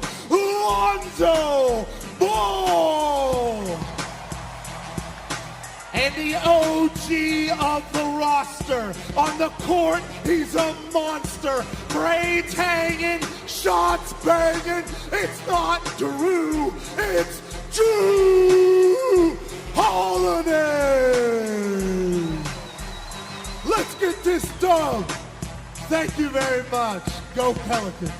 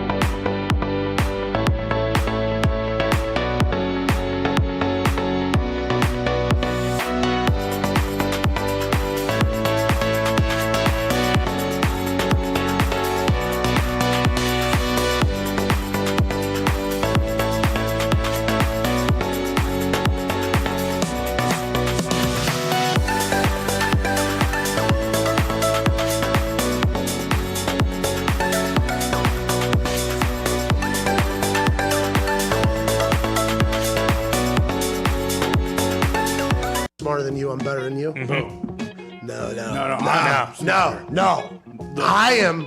I'm a better person than you are. No. Yeah. I fed the birds this morning, so I'm a better person than you are. Yeah, but you don't care about, the ozone as much as I do. So do you even like to breathe? That means you don't even like the birds. You don't want the birds to be able to breathe or fly because you want the ozone to be ruined because you're a fucking asshole. Is that right? Then how come I rollerblade to the supermarket every Saturday and Sunday? Oh, did that make you feel good? Rollerblading, flattening the earth a little bit closer to the center so it can get hotter so then the heat comes from the ozone because you're pressing down the earth with your little rollerblades? Well, yeah, but I'm a better person than you are. No, because on Wednesdays I'm planting trees and I'm trying to bring the earth back to what it was. Oh, yeah, I'm sure you're cutting up other trees' roots, though. What a fucking right. asshole. You No, prick. Why can't you just let earth be the way it's going to be? You got to take your shovel and dig into it? Wow. I'm a better person than you are. I know. Dude. I make my own manure. I make my own soil. I'm not chopping up any other roots. So you don't like cows. You don't like cows pooping. I hate farmers. Unbelievable. You hate farmers. Oh, you don't like the head of cows. You don't like burgers? Then how come I'm in the Farmers Association of America and I'm going to help? Oh, you're a lifetime member of the FFA. Hey, yeah, that's right. That's what I make. I'm a better person than you are. No, you're not. I'm a better person than you are. That's politics, baby. That's what we just did right there. Let's get to the phones. Once again, I think we batted 1,000. Boom. In politics with what we just did right there. How about that? I do believe after that argument, though, people would say I was a better person than fucking you are, dude. No, because everyone I just read on Twitter was like, oh my God, this guy rollerblades. I need to start doing that too. No, that's because you mute all the other people that are actually on my side and they're telling you you're not the right person. No, I refuse to mute anybody because I love everybody. Oh, you like freedom of speech. How come then you're not going to listen to everybody? I do love freedom of speech. That's why I'm not muting anybody. I'm better what are than you you talking are. about? No, I'm better than you are. Everybody's saying it. No. Yeah, everybody saying I'm a better No. person than you are. I heard it. Which is, by the way, still batting 1,000 on politics. I feel so good about it. We even got into the reaction to the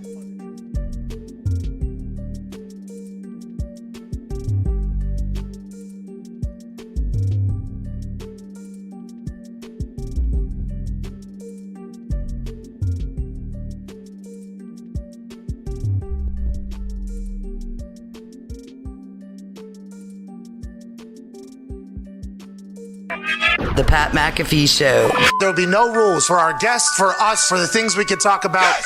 Speaking his mind I've never had a problem expressing my opinions or my thoughts or anything like that. while being relatable. I haven't had that manufactured fake-ass celebrity that a lot of people have whenever they go on those big networks. I've had a chance to really build my crew, build my following, build my audience. And ridiculous. What am I supposed to do? So I'm supposed to look at something that I can definitely afford and say, nah. Is that what I'm supposed to do? The Pat What the fuck are McAfee you Show doing? starts in 3, 2, 1.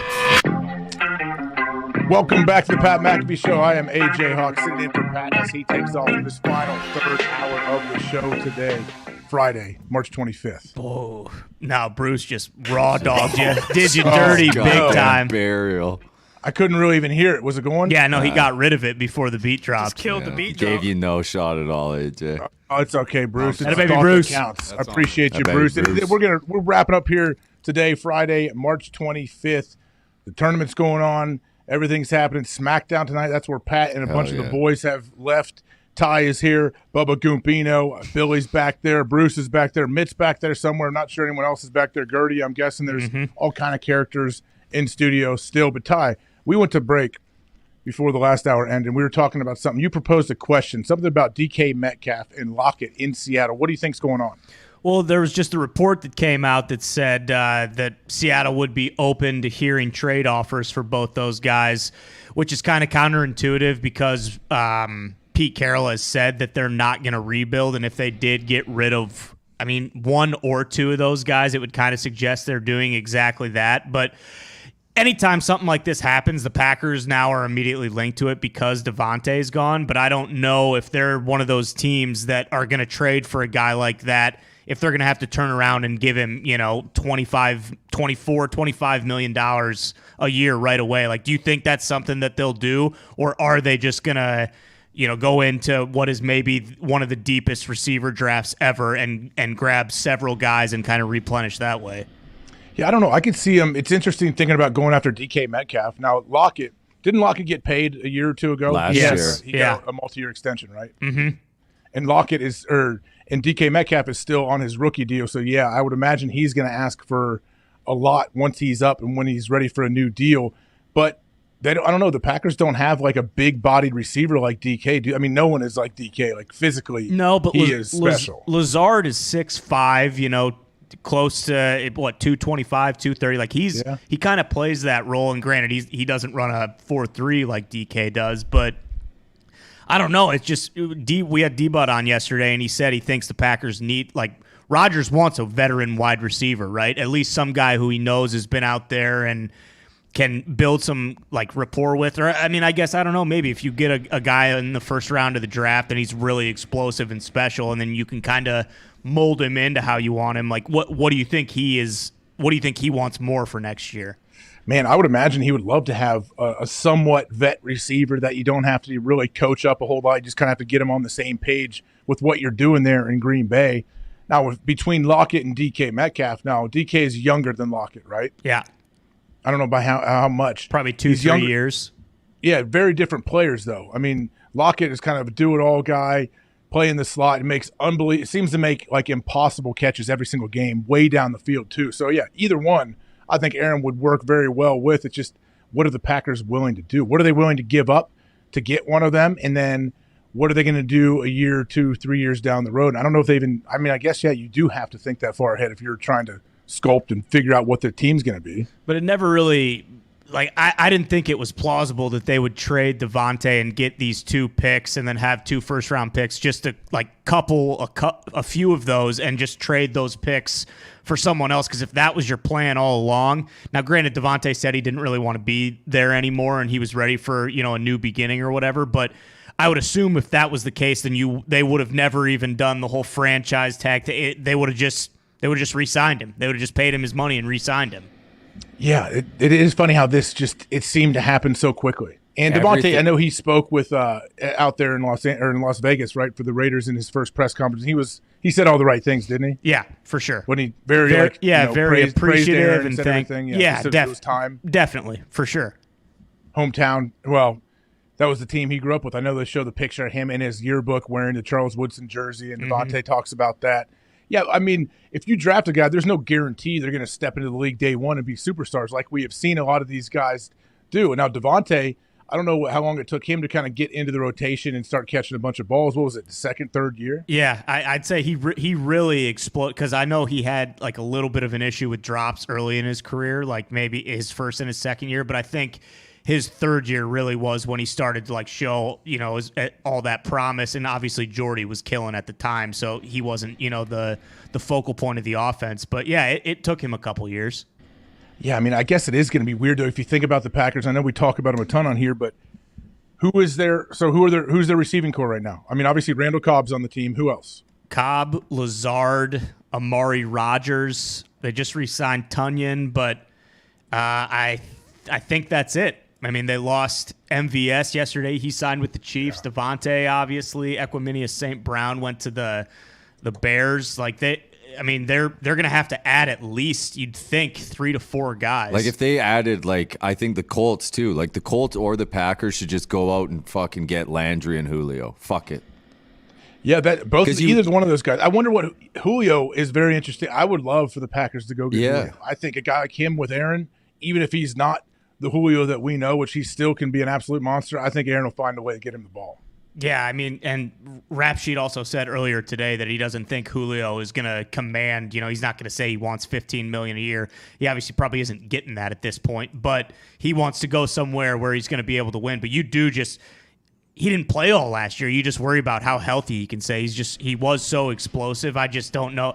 I'd hate for them to get him, and then it'd be the type of deal where, your hopes up. Yeah, exactly. And he plays 3 or 4 games, and just. That's kind of what happened to Tennessee, isn't it? Yeah, pretty much. The Landry one confuses me, man. He's so fucking good. Like, I can't believe somebody hasn't hopped on that. He was banged up bad last year, wasn't he? Yeah. Even when he was on Miami, dude, he led the league in catches. Like, he broke Dolphins records, and they shipped him out. Like, he was unreal with Cleveland. Like, I don't get how he's not on a fucking team. It's insane. And also, AJ, isn't he just a true fucking vet? Like, there was that Hard Knocks episode where they showed him in the wide receiver room. It seemed like he really shifted that whole Cleveland culture. Is that actually a big deal? Huge deal. Yeah, I was going to mention that too. I know in the Hard Knocks with the Browns, Landry stood up and kind of addressed the receiver room when talking about how their practice habits need to be, what it needs to look like. And I remember watching. I was texting with one of my older brothers after he saw it too, and he's like, "Wow, that was awesome! Like seeing a receiver, a superstar like that, kind of hold your guys accountable. That's what you want. If you're a coach, you want the players to hold each other accountable, so your coach doesn't have to be that person. It's one less thing for him to really worry about." So yeah, that's why it's another reason to where it seems like it would make sense. It's just, I guess Is he a free agent or do you have to trade for him? He's a free agent. Yeah. He has that edge too. Like he was on Dolphins teams that weren't very good, and he was fired up all the time. Like I don't know how that guy's not on a team yet, unless he's just waiting for a better offer. And maybe he's probably just waiting for the right opportunity, the right team he wants to go to. Because that's all. I mean, it's true. If you're a receiver, your whole life is tied to who that quarterback is, and if he can get you the ball, and if he can't, you're going to go somewhere and just disappear. Really, you got a guy like Matt Ryan who's not throwing the deep ball as much at his age where he's at. Like Landry slants across the middle, and then you have Pittman who can still go deep a bit. Like I don't know how. Like I get Ballard came on here, be patient. Like I get it, but fucking get somebody, man. Like you have to, dude. You can't. They have no weapons. They have Pittman and no one. They lost Pascal. Like, come on. They got a plan somehow. They must have a plan that we don't know about. And on an unrelated side note, I saw Juju's first post that was as sick. a Chief. Sick. Right? Fire. Oh yeah, absolute fire. Yeah. So. Did he originally put that on TikTok and then I just watched it on Instagram or somewhere else? I think it was ripped off, yeah. But, I mean, the self-awareness to put out something fire like that the same day Tyreek Hill gets announced to the Dolphins was classic Juju. Yeah, fire is an interesting way to put it for that one. It was, really though, that is. dance. It was sick. You Yeah. have to admit, AJ. That was one of his better talks, I think. And he said he's not going to do TikToks with Jackson. Like, what more do you want from a guy? Did he? Why? Why not? That was literally in his. I don't know if it was press conference, but there was a thing that said that isn't an option. That's not happening. It was a tweet. It was a real tweet. You think they mentioned it when he was talking to the Chiefs? Like, hey, I'm just letting you know. Like, I understand you have this whole thing going on, and we have a quarterback whose brother has that whole. Yeah. You got a whole big following, but it's just not going to happen I'll together. Here. I'll only do TikToks in my jersey in a random park by myself. Yeah, that's another thing. So do you think he was solo and set up his phone and like pulled off in some random spot and someone, if you drive by, you could be a mile away. If you see someone wearing an NFL jersey, it's pretty bright. It's going to stick Bright out, red. especially like the tight-fitting real one that he's wearing. That had to be kind of awkward. I'm guessing that was like, I don't think he just went to the city park and did. I could be wrong. He might have, but it doesn't surprise me. You guys we were all in LA together. Yeah. Like you're walking by and okay, cool. Here's a cool street, whatever. And then there was like weird hot spots where influencers love to take selfies in front of weird walls, some graffiti wall or some foliage somewhere, and you just see people. I'm like, wow, I actually respect the fact that they're not thinking about anybody walking by, looking at them and say, look at these doofuses. Like, they don't care. And I respect that. I I'll really sit do. at the fountain downtown Indianapolis, AJ, and I'll sit there for like 2 hours on a sunny day and just watch. It's electric. Really? Oh, yeah, it's the best. I think I've seen you post a selfie in front of that fountain with some sweet shoes on. There's no shame in using the time thing and taking a selfie, AJ. no, this is a beautiful Sunday in the city. Why Nice not? day for the lad. You ever ask a stranger to take your picture for you? No, I would never. Come on, you could do a sweet pose. I mean, you would if you were with like your lady or something. I guess you would do that. But I ain't asking if somebody to take one of me standing there by myself drinking the coffee. You and Mitt not hanging out at the fountain. Mitt left downtown, dude. He's not a downtown boy anymore. Oh, What happened, Mitt? Come on. Where'd you go? You went out to the suburbs? Yeah, Sold I out? moved out to the burbs. I'm up there. I'm up by the church. Oh, by The igloo, sorry. the new igloo, right? Mm-hmm. Yep. How's that looking? What's the progress look like? Pretty good, I think. I know the demo team is in there and everything, so I think everything is on track, and I know they're working, so that is very On promising. track for when or what? I don't know if like a timetable has been set, but I know they're working on it. Then you'll Sweet. have I to think come out too every awesome. week, AJ. All right, hey man, I can't wait. I'm pumped to see it. I have no clue what it will be like. I saw the floor plans and all of that. It looks like it's going to be amazing. What are you guys going to do with all that space? Activities and You going to each have your own like a little bedroom or a little nap room or something? I don't think so. I'm guessing. Well, we know with I'm- you guys, it's not going to turn into a nap room. It'll I'm get guessing bad quick. no, but we'll see. Maybe, who knows? Like, it'll be like Google's HQ, where you can just go in those sleeping pods and catch a quick 25-minute snooze. Like what's the movie we've talked about? The The old tall guy. internship. The Which one? internship.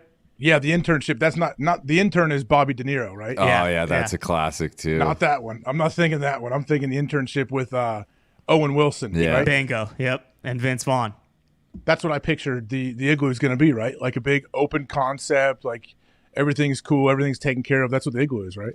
Open concept for sure, I think. Yeah. I mean, we'll see. Bill, is there any decent callers out there that want to get on the line? Yeah, Bobby's pissed off about a couple things. He should be on right now. Bobby, what are you pissed off about, bud? Hey, man. Yeah, I'm a Jets fan. I don't appreciate Tyreek Hill just shitting on our organization. I officially now hate cheetahs. But something that pisses me off even more is every time that I call in, Mitt hangs up on me. So, what's up, Mitt? Oh, no. What's going on with that, Mitt? What's up, Mitt? Bobby needs to get a new phone, I think. His call drops all the damn time. No. Classic. Really? Classic mix-up. Bill, can we pod somebody else up? Anyone, if you have any decent callers out there? That was a sweet press conference, though. I love Tyreek Hill. He's the fucking man. He is. I saw Armstead. I just saw a picture of him at his presser. And he Merino looked tarp. amazing. Oh, yeah. He has swag, dude. I went to his Instagram a few nights ago. He's a rapper, right? Is he? He looks like a D end. I think he might. He looks unbelievable. I saw him. I saw the screenshot. My first thought, this guy's awesome. And then when I found out it was Armstead, I'm like, that dude's a tackle. He's so athletic and so like lean. He doesn't look like the old tackles we see. He's been in the league 10 years, too. I found that very hard to believe. Man, it just showed like O-linemen, people don't know who the great O-linemen are really, because you shouldn't really talk. If you're a great tackle, then they shouldn't really talk about you a whole lot unless you're facing off against, like a Bosa or one of those studs and you shut them down all day. That's the only time they're ever going to talk about you. Do you think the Jets will ever be good again? I mean, I think Bob Saleh is a great hire. He seems like the right guy to lead the squad. I don't think that's that ridiculous of a question. If he can become a man, it will happen. They looked good with White playing quarterback. Lightning Mike White. Mike White. Is he still on the squad? Yeah, they just re-signed him. Mm-hmm. They have 2 picks in the top 10. Pretty sweet. Yeah, they got Wilson, Michael Carter, and the receiver. Elijah Moore is really fucking fast. All rookies. Yeah, they got 4 picks in the first 40, I think. I mean, they should. I mean, I don't know, but man. it doesn't matter. It depends on Zach Wilson. Dolphins. Look at what the Dolphins turned the picks they got. Like Tunsil, they got something decent, but like that Austin Jackson offensive lineman they drafted at 18 out of already. USC. Yeah. Like he's still there, but he's been absolutely like. That's why everyone's just trading picks because you just don't know. You have no idea what these people are going to be. Like everyone's saying the Dolphins got fleeced. How? I mean, I love when people talk about who's won the offseason so far. Like that, come on now. Are we really that bored? We don't know. We have no clue who won the offseason. You could say who's been the most active, who has done whatever. But a lot of times, teams that are most active in free agency, a lot of times are the worst teams in the league, though. Well, let's not do that, AJ. I'm not saying that. I think the Dolphins made great moves, and I am all for teams going out and doing something. Do you believe, like everyone's saying, Tua's under so much pressure? Do you think he thinks that, or do you think he's thinking, finally, I got a team that believes in me? I think he's probably thinking, finally, I got a team that believes in me, and they're giving me weapons around me. And then if he goes out there the first 4 games and they're 1-3 and he doesn't play well, he'll probably be feeling like, okay, there's a lot of pressure on me. Yeah. Yeah, but he's not an absolute buffoon. Like, if you're a starting quarterback in the NFL, like, there's always going to be that innate pressure. Like, it's not like anyone can just, like, continually play like shit, and it's like, well, I'm still going to be starting on Sunday. If they are shopping Devontae Parker, that's a guy Green Bay should look at. Yeah. He there's another guy who can't stay healthy, though, but, man, he can go up and fucking get a ball. He is very underrated. If you never watch the Dolphins, when he's healthy, he is so good, man. And they still have old Gesicki too at tight end. Yeah. Gump, is Will Fuller going to play this year? He's a free agent. Oh. Who? Will Fuller. He hurt his finger in like week 6 and never played again. Could reunite with Desean. I don't know. There's another guy who can't stay healthy either. He got suspended to end his season with the Texans the year before, and then I think he played 1 or 2 games for the Dolphins last year. You guys paid him like $15 million, I think? Nah, it was 10. And you fucked Get up it right, his dude. thumb, 10. too. Jeez, Kept dude. him out all year. What Lovie Smith is in Houston. He is the Houston Texans head coach. Does he have a chance to be successful? Like, what are they going to be? I don't know. Like Davis Mills looked decent last year.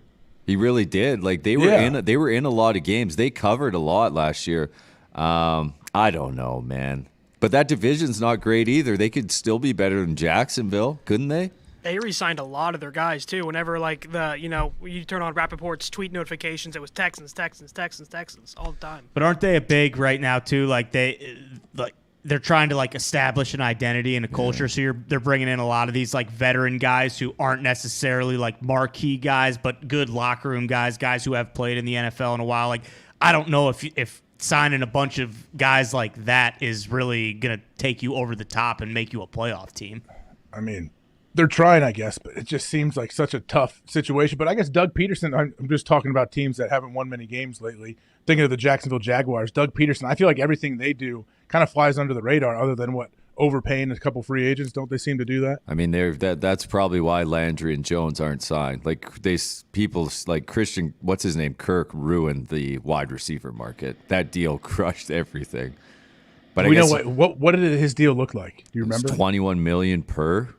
Jeez. Like that, but the Devontae Adams deal was the only reason the Dolphins got Tyreek Hill, so you could say the same thing. But the weird thing to me, AJ, I don't know if you remember different.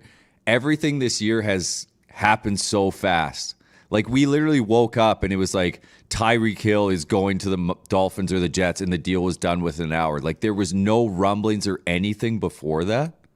Well, the Tyreek Hill thing, didn't it feel like within an hour span they said, okay, the Chiefs have granted Tyreek Hill permission to seek a trade, his agent. He can seek a trade anywhere else. And then 40 minutes later, oh, here we go, blockbuster deal. He's in Miami. He signs a gigantic contract. Like all of this had to already be in place and pretty much almost done by the time we heard about it. And Devontae Adams too, AJ. Like that was like a Friday news dump out of nowhere. We heard there was always rumors he wanted to go play for the Raiders with Carr, but that came out of nowhere too. Yeah, that was probably. Could you rank him? Was that the most surprising thing that's happened for you this offseason? For me, for sure. I mean, you know. Well, we know Utah. Many personal reasons. That's definitely that one hit home. That did kind of come out of nowhere. But then you start piecing things together, and you know you're reading a lot of the reports that are coming out after the fact. It's like, nah, this really wasn't that crazy. And if you know, like at least they're getting something in return for him. If he was kind of done with Green Bay and didn't want to be there anymore. Deshaun to the Browns, I think, is the only thing that can top that. That seemed like, because they said they were out and then they were back in, and then it was all that Baker stuff. Like, that happened to me so fast. Yeah. It seemed like Deshaun kind of just – Atlanta didn't seem too happy about what happened when Arthur Blank talked the other day. Because you don't think? There was rumors that they had Landry – who else? AJ Green, Fournette and AJ Green were ready to sign when they got Deshaun, and it just all fell apart out of nowhere, and then they got nothing. Yeah, man. I don't know. Like, is there anything else? Any other giant, like, huge, earth-shattering things that could happen this offseason? That obviously someone can get traded, but is anyone out there that it would surprise you if something happens? Free agent signings, not really. Now, at this point, all the free agents are kind of just vet guys who I guess you would expect to go to teams who should, be playoff teams next year. Bobby Wagner, I guess, would be the next big one. Yeah. What's going to be cool to see leading up to the draft is, I would hope, because of how this offseason has gone, there's going to be chaos during the draft. Like, from the jump, from the number one pick, hopefully we're hearing the little bells, and all of a sudden we're going to be all, oh, here we go. We got a trade coming in. There's going to be all these weird trades for picks, and then players from current rosters will get traded. I know that happened. I know Vrabel got traded on draft day to the Chiefs when he was on the Patriots still. As we know from the last 2 years of doing the draft spectacular, that absolutely will not happen. It will go it'll just, one pick after another, and then maybe around like pick 26, like someone will trade up 2 spots to get that instead because they want to get some left guard, that they didn't think was going to fall. Like, feels like a lot of teams. We say that every year. Yeah, feels like a lot of teams this year are trying to trade out though because people don't think that highly of the quarterback class. Well, that's what's hard. If you're a top pick, one of the top picks, and you don't need a quarterback, good luck trying to get out of that pick. Yeah. Because the only way people trade up is most likely for a quarterback. I mean, I guess you could trade up for anybody, but quarterback is most likely who people are going to – you'll have multiple teams trying to get up to that spot. I'm curious to see where Desmond Ridder lands because I think he's good. I really do. He threw the ball like 900 yards yesterday in that bubble I saw. Yeah. The only other big rumors were like Saquon and McCaffrey possibly being on the trade block, right, for those teams to go get like a big quarterback package. Yeah. Those are the only ones that really didn't happen. Yeah. Really? It's very different kind of because Saquon's still in a rookie deal, so he'll end up if he can stay healthy for a year, he'll want to get paid. But Christian McCaffrey's in the middle of that giant deal, so it must be a little tougher for them to move on from Christian. Well, same deal, too. I don't know how many teams are I'm sure the trade compensation is kind of off because he can't stay healthy, and he's, he's making a shitload of money. What is Carolina going to do, man? Dude, they are. And then how long is Rule's leash? Like, wasn't Tepper? They were already talking. Buried him last year. And now they're going to trot out. Like, there's a thought that Cam Newton is starting for the Panthers again, isn't there? No. What are they going to do? They're going to trot out Darnold again? We got a Carolina caller if you want an opinion from local there, AJ. Absolutely. Let's put him up. All right, we got Shane. Shane, what's going on in Carolina, man? Hey, man. How you going? How you doing? Hey there. Good. Yeah, so I've just called up. I'm a Panthers fan. So I would just want to know if it looks this way from the outside. So we've had 3 or 4 years to pretty much foresee this opportunity that like Brady's coming to the end, Matt Ryan's now gone, Sean Payton and Drew Brees are done. We've completely botched the opportunity to even compete for the division or take over. Like, does it seem like that, or am I just overthinking our position? Well, I appreciate the call. That Charlotte accent is thick on you, buddy. That's pretty nice. I like it. Not sure exactly what part of North Carolina you may be from, but it sounds amazing. That's good old Shane. He's an Aussie. He's doing school here. He's doing university in America, he tells me. Nice. Cheers, I'm glad. Shane. What did he even ask? I just heard. I had a hard time He with said, that. "Is it as bad as it seems?" He's a Yeah. Panthers fan. He thinks they have no chance, and he is not wrong. I mean, I guess the only thing you have going for you is that your expectations are very low. So any kind of success will be a good thing for Carolina because we're kind of counting them out right now with the quarterback's on the roster. What, Sam Darnold's still on the roster, correct? Yep. Who else? Is PJ Walker still there? Ooh, he can sling it. So when they open up OTAs, if they open up OTAs today, Sam Darnold's their starting quarterback? Yeah. Probably. They're drafting Pickett. Have to. You think? It feels like it. If he's the one who's ready, I don't know. I mean, they got to do something. We hear that who was reporting that they are out on Baker and they don't want him? Carolina. Who reported Carolina was out? Yeah. There was reports that they both Baker didn't want to go there either. But how does Baker Mayfield not end up Baker on this? can't choose anywhere he's going right now. He can't be picky. We know that. But how does Baker Mayfield not end up on the Seahawks? It would make sense to me. Don't you think Pete would love Baker's fire and how when Baker's playing well and he's giving people the suck it sign and not shaking hands and all that. Yeah, but that's when Baker thrives. Isn't Drew Lock kind of like a he's fiery, and he's still on a rookie deal, so you don't have to worry about that. Maybe he, a different setting and everything can actually do something for him. If it was one of these more established guys who was really ready to go, I could see the Seahawks doing it, but signing Baker kind of just seems like a sidestep. I don't really think that's propelling their franchise forward. It's okay, this is the new look Seahawks.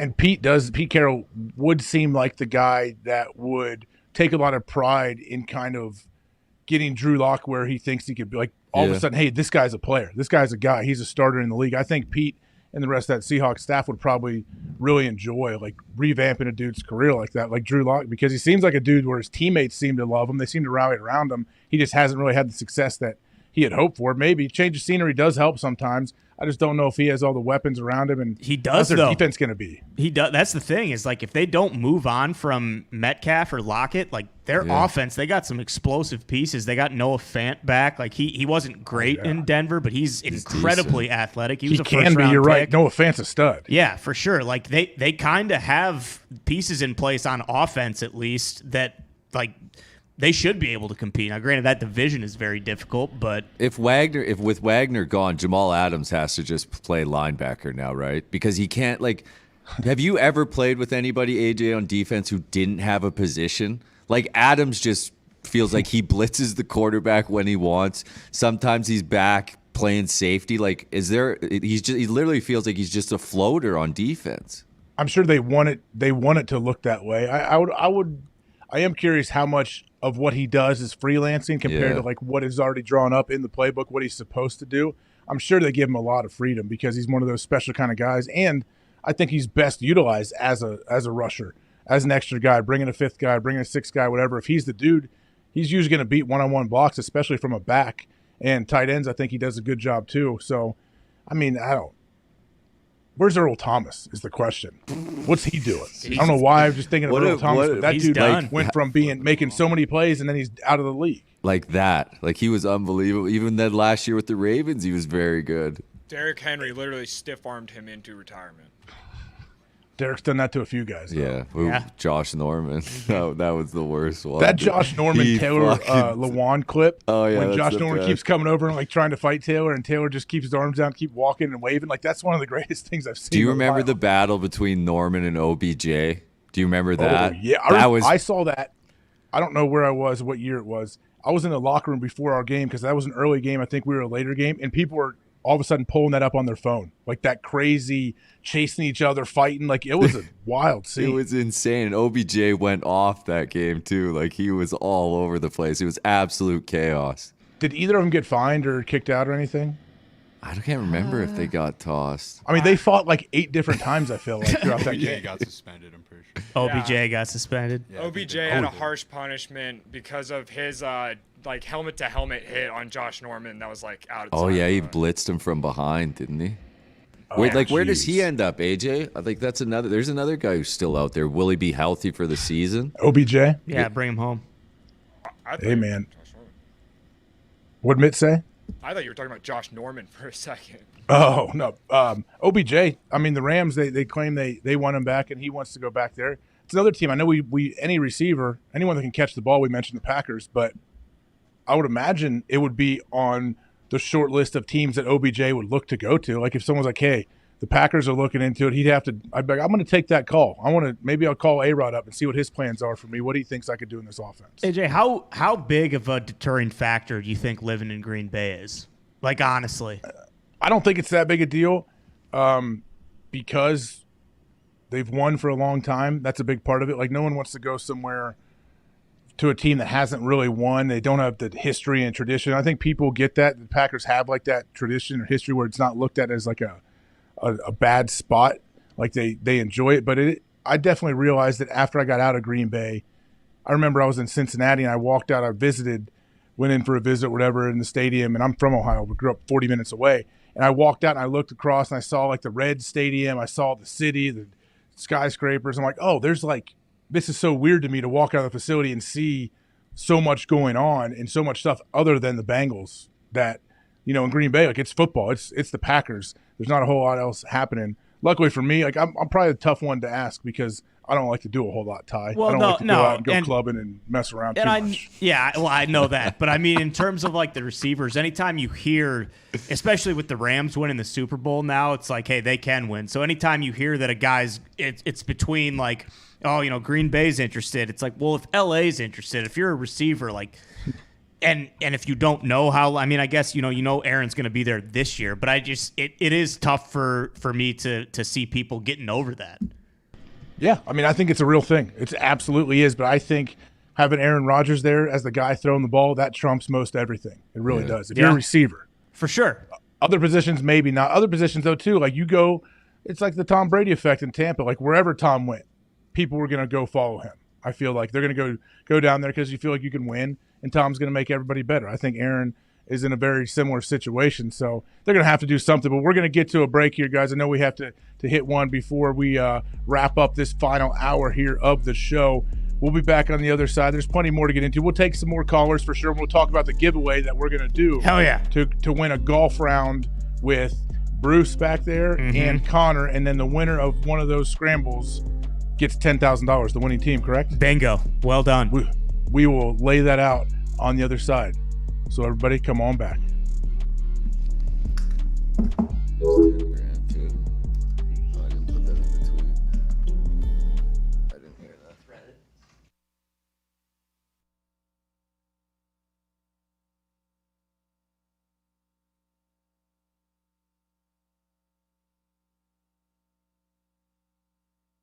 I just saw a picture of you getting out of, I think, a 757 that was from Jim Irsay. What was that, and have you ever been in that plane before?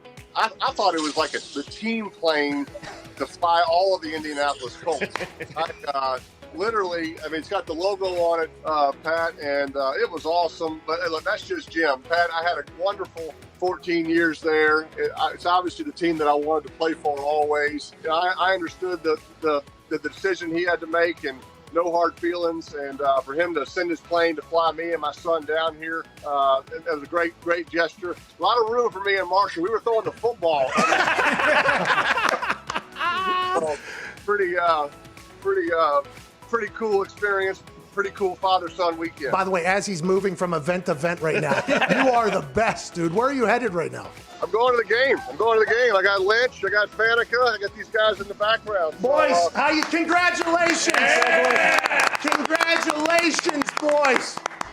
All right, Peyton. Oh, hey, there he is. Marshall, I hope you enjoyed that plane, pal. Hey, Peyton, last thing here. You talking to Tom Brady, you becoming friends with him. It was interesting to watch. Oh, yeah, take the photo. Take the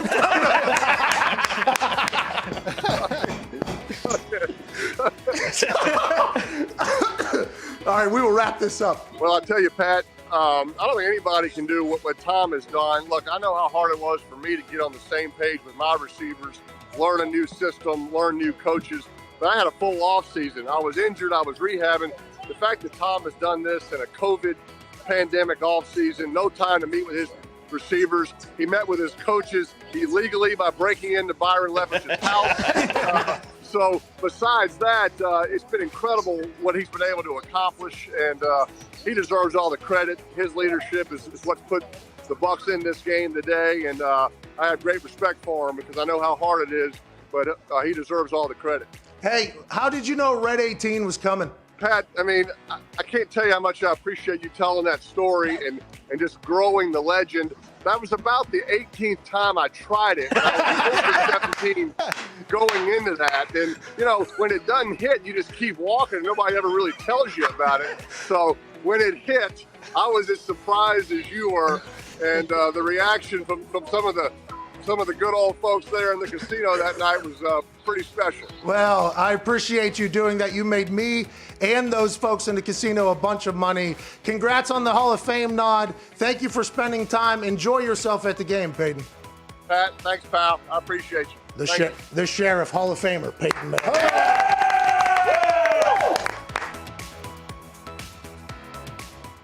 Whenever you're working on golf, do you still...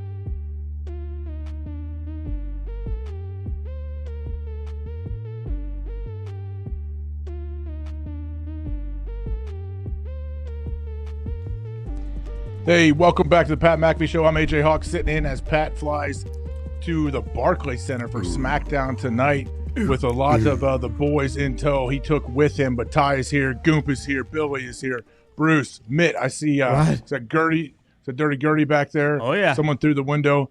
Anyone who I missed, there he is. I see you, Gertie. Good job with the graphics and everything you're doing, man. Appreciate it. But this is Friday, March 25th. The year 2022. The draft is what? Just almost a month away, correct? Yeah, just about. In Kansas City this year? Next year. Where is it this year? Is it in Vegas, Vegas? this year? Because it was Vegas last year, or it was supposed to be right, and COVID shut it down. Right. And where'd they end up? They went to Cleveland instead? Yeah, well, how did that happen? Why did they do what happened? I don't remember. Maybe I do not remember how that shook out and why it ended up being in Cleveland. Because it was supposed to be in Vegas. They were doing the whole like the boats were going to take them through the fountain at the Bellagio, right, to like a stage they had set up. Yeah. It was in Cleveland. I think Raj. It was in Cleveland because it was supposed to be in Cleveland 2020 legit COVID draft where Raj was in his basement and you guys did. Oh yeah, that was the full virtual. Spectacular. Yeah, that was the one we got. Vrabel's kids popped in, and Nike with Belichick, right? Wasn't that the draft when they were all at home? That was like the first real thing during COVID that we actually had. Like there was like UFC fights, but the NFL draft was like we actually have something that sports related to talk yeah, about. that was literally the first thing, and it actually worked too. It was unbelievable. Going in, we were all worried about like the glitches and what if someone's like internet goes out and they're on the clock. Like we didn't really have any issues, did we? No. I mean, I don't remember like anything from that night, really. That feels like it was like 10 years ago, but draft was pretty sweet. Yeah, it was. That was the Joe Burrow draft. No, that was it? Yeah, him and Tua got drafted to the I Dolphins. think of it as the Jordan Love draft, but yeah, it was the Joe Burrow draft. Yeah, that was when A-Rod came on in the old Canadian tuxedo, the denim on denim, right? Yep. Goomp, why is that a Canadian tuxedo? Good question. Bret Hart, maybe? Is it? I don't know why. It always has been in my eyes. I know Schlegel's wedding, I was a junior in college. General Bob and I went to Dallas to go to his wedding and everything, and he had a dude in his wedding party wearing, which is awesome, wedding party. Didn't match everybody else, but he was wearing his own, sweet jean jacket, like stone wash, with the matching jeans and I think cowboy boots, and we're like, this dude, and we still talk about him. No idea what his name ever was, but we just, oh yeah, the dude in the Canadian tuxedo at your wedding. He's like, yeah, of course. That's just what it is. Why didn't you shake his hand? I did. What do you mean? I shook his hand. I told him how proud I was of him. Don't He's a great remember his American. name though. I figured that's a guy you'd be vacationing with every year. I don't know where that character actually is right now. What's Schlag's doing now, AJ? Is he just done with football after working with Urban for half a season? Well, I mean, I think they brought in their own staff in Jacksonville. I think he's trying to figure out now what if he's gonna stay there or come back to Ohio and all that. The good thing is that he still gets paid for a while, so he's gonna be all right. I think he's okay. He loves doing that though. If you follow Schlags on Instagram or something, that dude is deadlifting 8,000 pounds at 4 a.m. somewhere in some crazy warehouse gym every single day, I feel like. Hell yeah. Yeah, he's awesome. He's the man. Bill, let's get out to the phones. If there's anyone out there who's decent, let's pot him up. All right, we got Garrett in Mississippi. Garrett, Mississippi, what's going on, bud? Oh, What's up, Bruce. Garrett? Bruce. Let me. Hey, you're good. There you are. What's happening, Garrett? Hey, boys. What's up, dude? What's up, Garrett? Keep moving. Called in a couple times, and I was hoping Pat was going to be here because he's a punter, But I'm from Mississippi, and we've got 3 of the all-time greats from there. You got Brett Favre, Jerry Rice, and Walter Payton. All from around there. But not only that, you got Ray fucking Guy, the best punter ever from Mississippi. So I was just curious. You're from Ohio, AJ. Who were the best players from Ohio? I mean, that's a great question. AJ Hawk. From dude. Ohio or guys that played at Ohio State? Probably from Ohio, you're thinking. He's probably thinking from Ohio. From Ohio. Archie Griffin, the only 2-time Heisman Trophy winner ever. Maurice Claret. Maurice, yeah. Yeah. Maurice was an absolute monster. What's his name's deal, AJ? John Gruden, is he from Ohio? Yeah, he played he's from Sandusky, dude. Fucking Callahan Auto. You kidding me? What'd you say, Gump? Why was like that guy, the dean, was that who that was? Or the sports director, what was his name? That was at Ohio State when you were there? The AD? Who are you talking about? The guy who suspended Claret. Geiger? Andy Geiger. What was the that athletic guy's deal? He came off as an absolute asshole in that 30 for 30. Did he? Yeah, I remember seeing that. Yeah, he was only there, I believe, my freshman year, and then Gene Smith came in, and he's been there ever since as the athletic director. But yeah, Andy Geiger was the AD. He had to deal with a lot, I guess, and that whole Maurice situation was so bizarre. I mean, we didn't realize. I was living it. I was there throughout the whole thing. We came in the same recruiting class, and then all of a sudden Maurice is gone, and we don't even really know like what was going on. That was a wild. I was pretty naive. I was a freshman. We went 14-0, won it all. Maurice, there's all this like weird drama throughout the year. He's killing it, and then all of a sudden he's not there anymore, but he's doing well now, I guess. There's a ton of Ohio people I wish I could go through. The Miz is a great athlete from Ohio. We mentioned him earlier on the show, didn't we? Micah Hyde. Yes, I saw Micah out at old Takatari wedding. I talked to Micah plenty of times. I love Micah. Micah's going into his 10th season. That's what's crazy to me. I played 1 year with Micah. And I'm like, wow, you're going into your 10th year, man. Like, he was a kid when I played with him. He's still killing. I mean, he's awesome. He was in great player. Yeah, he was in my graduating class at Iowa and was an absolute stud at Iowa, and then left early, obviously, to go to the pros. But what do you know? He goes to the Packers, and I just get to continue to love him. And then they don't re-sign him, and he's still a Pro Bowler elsewhere. Yeah, he's a monster. He really is. He's fun to watch. He and Poyer are awesome in the back end there for Buffalo. Do you think Bills are Super Bowl favorites right now, AJ? Would you put anybody ahead of them?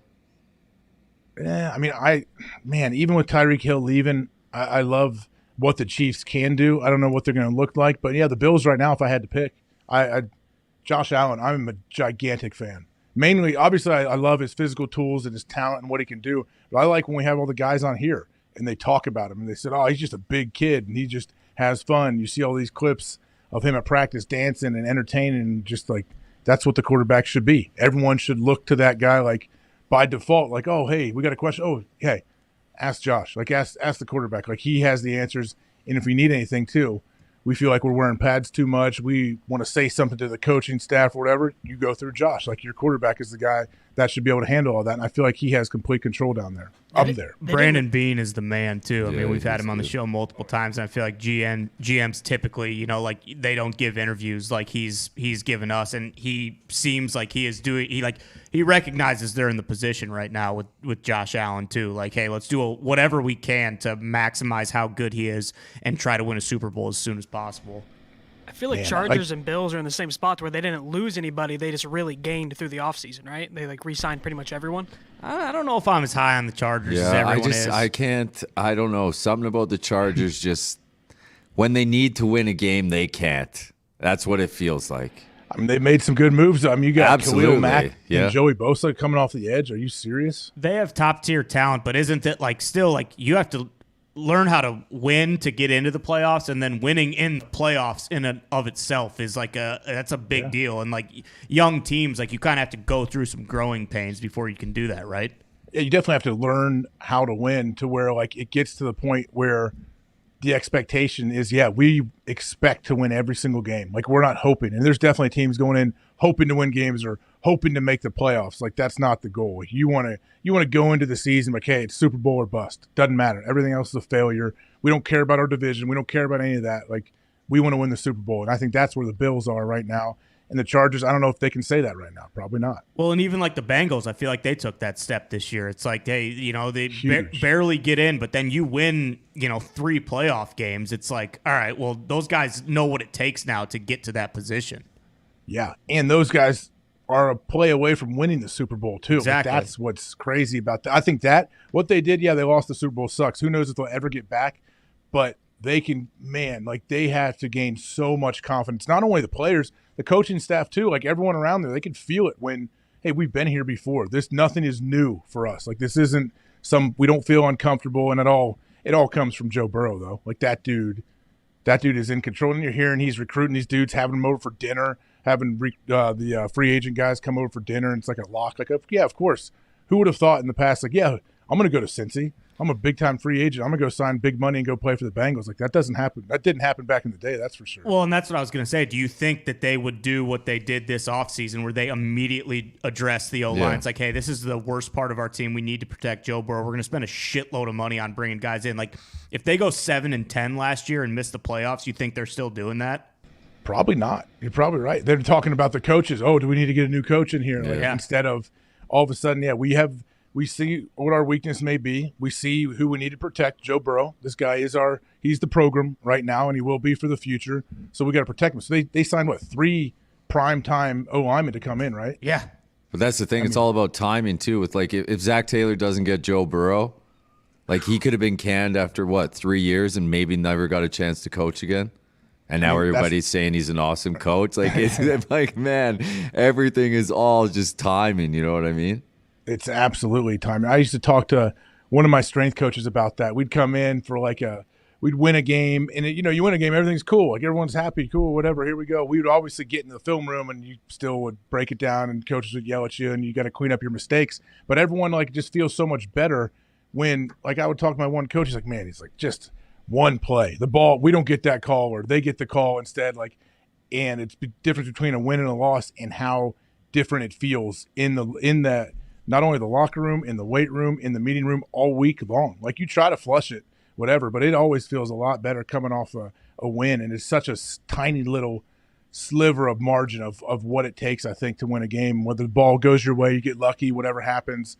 Your quarterback has tiny hands, and the ball slips out of his hands once, boom. All this great work we had down the toilet. Well, that's the thing. Look at the Rams winning the Super Bowl. If Buddy doesn't drop that fucking interception stat that ball. Oh, is it a failure? Is it what the Rams did? What failure? I mean? No one's going to follow this path again. That's Stafford's legacy if that guy catches that interception. And that's twice with the Niners too, man. That deep ball by Jimmy, it literally is a game of inches.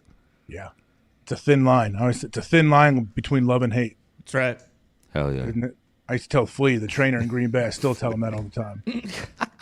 Always. He's the one I signed the Eminem picture, 8x10 I got off of Amazon. I signed it to him.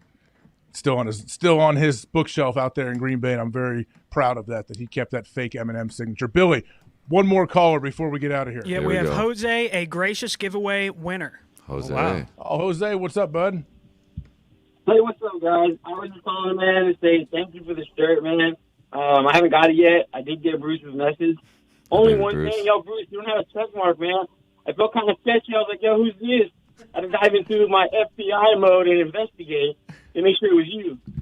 Yeah. And another thing was, I'm going to Don't worry, Mitt lost his. Pat was talking about NIL. Why not come to Corpus Christi Islanders? I mean, you do make a bet on them. I mean, I don't see why not. I don't know. I appreciate the call, bud. I don't know if he's underwater or what. Corpus Christi. I love Corpus Christi. NIL. Did he say mention something about the NIL? Yeah, I think he deals in said something about bringing NIL to Corpus Christi. Well, Because they you got- have yeah, all let's that do it. power. They got big boosters down there in Texas, right? Book it. Hey guys, we got to say what the giveaway is going to be, right? What do you have to do for the giveaway? Yeah, it's hashtag PMS Feel Good Friday. Send a picture. Take a screenshot. Take a screenshot. And We if- did earlier. We Yeah. did. Yep, we did it earlier. But the hashtag once again, PMS Feel Good Friday. You will be 2 people will be randomly selected to play golf with Bruce Brown and Connor. I think they can bring 2 other people because it'll be foursomes. I'll drive the golf cart for Connor. There you have it. Gumpy will drive the golf I'll cart get for his Connor. caddy. And it's going to end up being a scramble. Whoever wins the scramble between Team Bruce and Team Connor will win $10,000. So that's hashtag PMS Feel Good Friday. Do Bruce or Connor? Do either of you play golf? I know Connor's not. Oh here. yeah, they're out there all the time. Yeah, Bruce plays all the time. He absolutely stinks. Bruce lives on the course. Yeah, Bruce is out there fucking 0 degrees, fucking hacking away. I started playing during COVID, so I'm like a 29 handicap, just kind of trying to figure it out. But it is a blast. It's better than a 30, I guess. Yeah. Hell yeah. Bruce got Bruce got a hole in one. Yep. Maybe that's probably the course we're gonna play. 2 months into him first playing golf, took the ball. We went and played on a Saturday, and duck hooked one into the woods. Lost the ball immediately. His dumb ass. Just a Bubba Watson slice into like a mega church parking lot. Yeah. Wait, was that supposed to be your lucky ball that you're never going to lose? after Dude, that? you get a hole in one, you fucking frame that thing, dude. You don't play that. Put It's that some on the bullshit mantle. Local muni and lose it on the second hole. I'm gonna get another hole in one during this scramble, so There you I'm go. not too worried about that. That's ball the sitting in attitude, the parking Bruce. lot. Tell your team to split some of that 10K with you then, I guess. I guess if somebody was smart though, they wouldn't. If someone was a really good golfer, they wouldn't bring anybody with them, so they wouldn't have to split any of the 10 grand. There you go. Could they do that? You still got to fill up the foursome. I mean, you got to fill up the spots. Yeah, I guess you got to bring some Bring a slappies caddy. along and tell them you don't Bring get a any of the money caddy. when we win. Yeah, you don't let your friend know that there's money involved. Yeah, well, hopefully they don't see this. Hopefully they don't know what you're doing.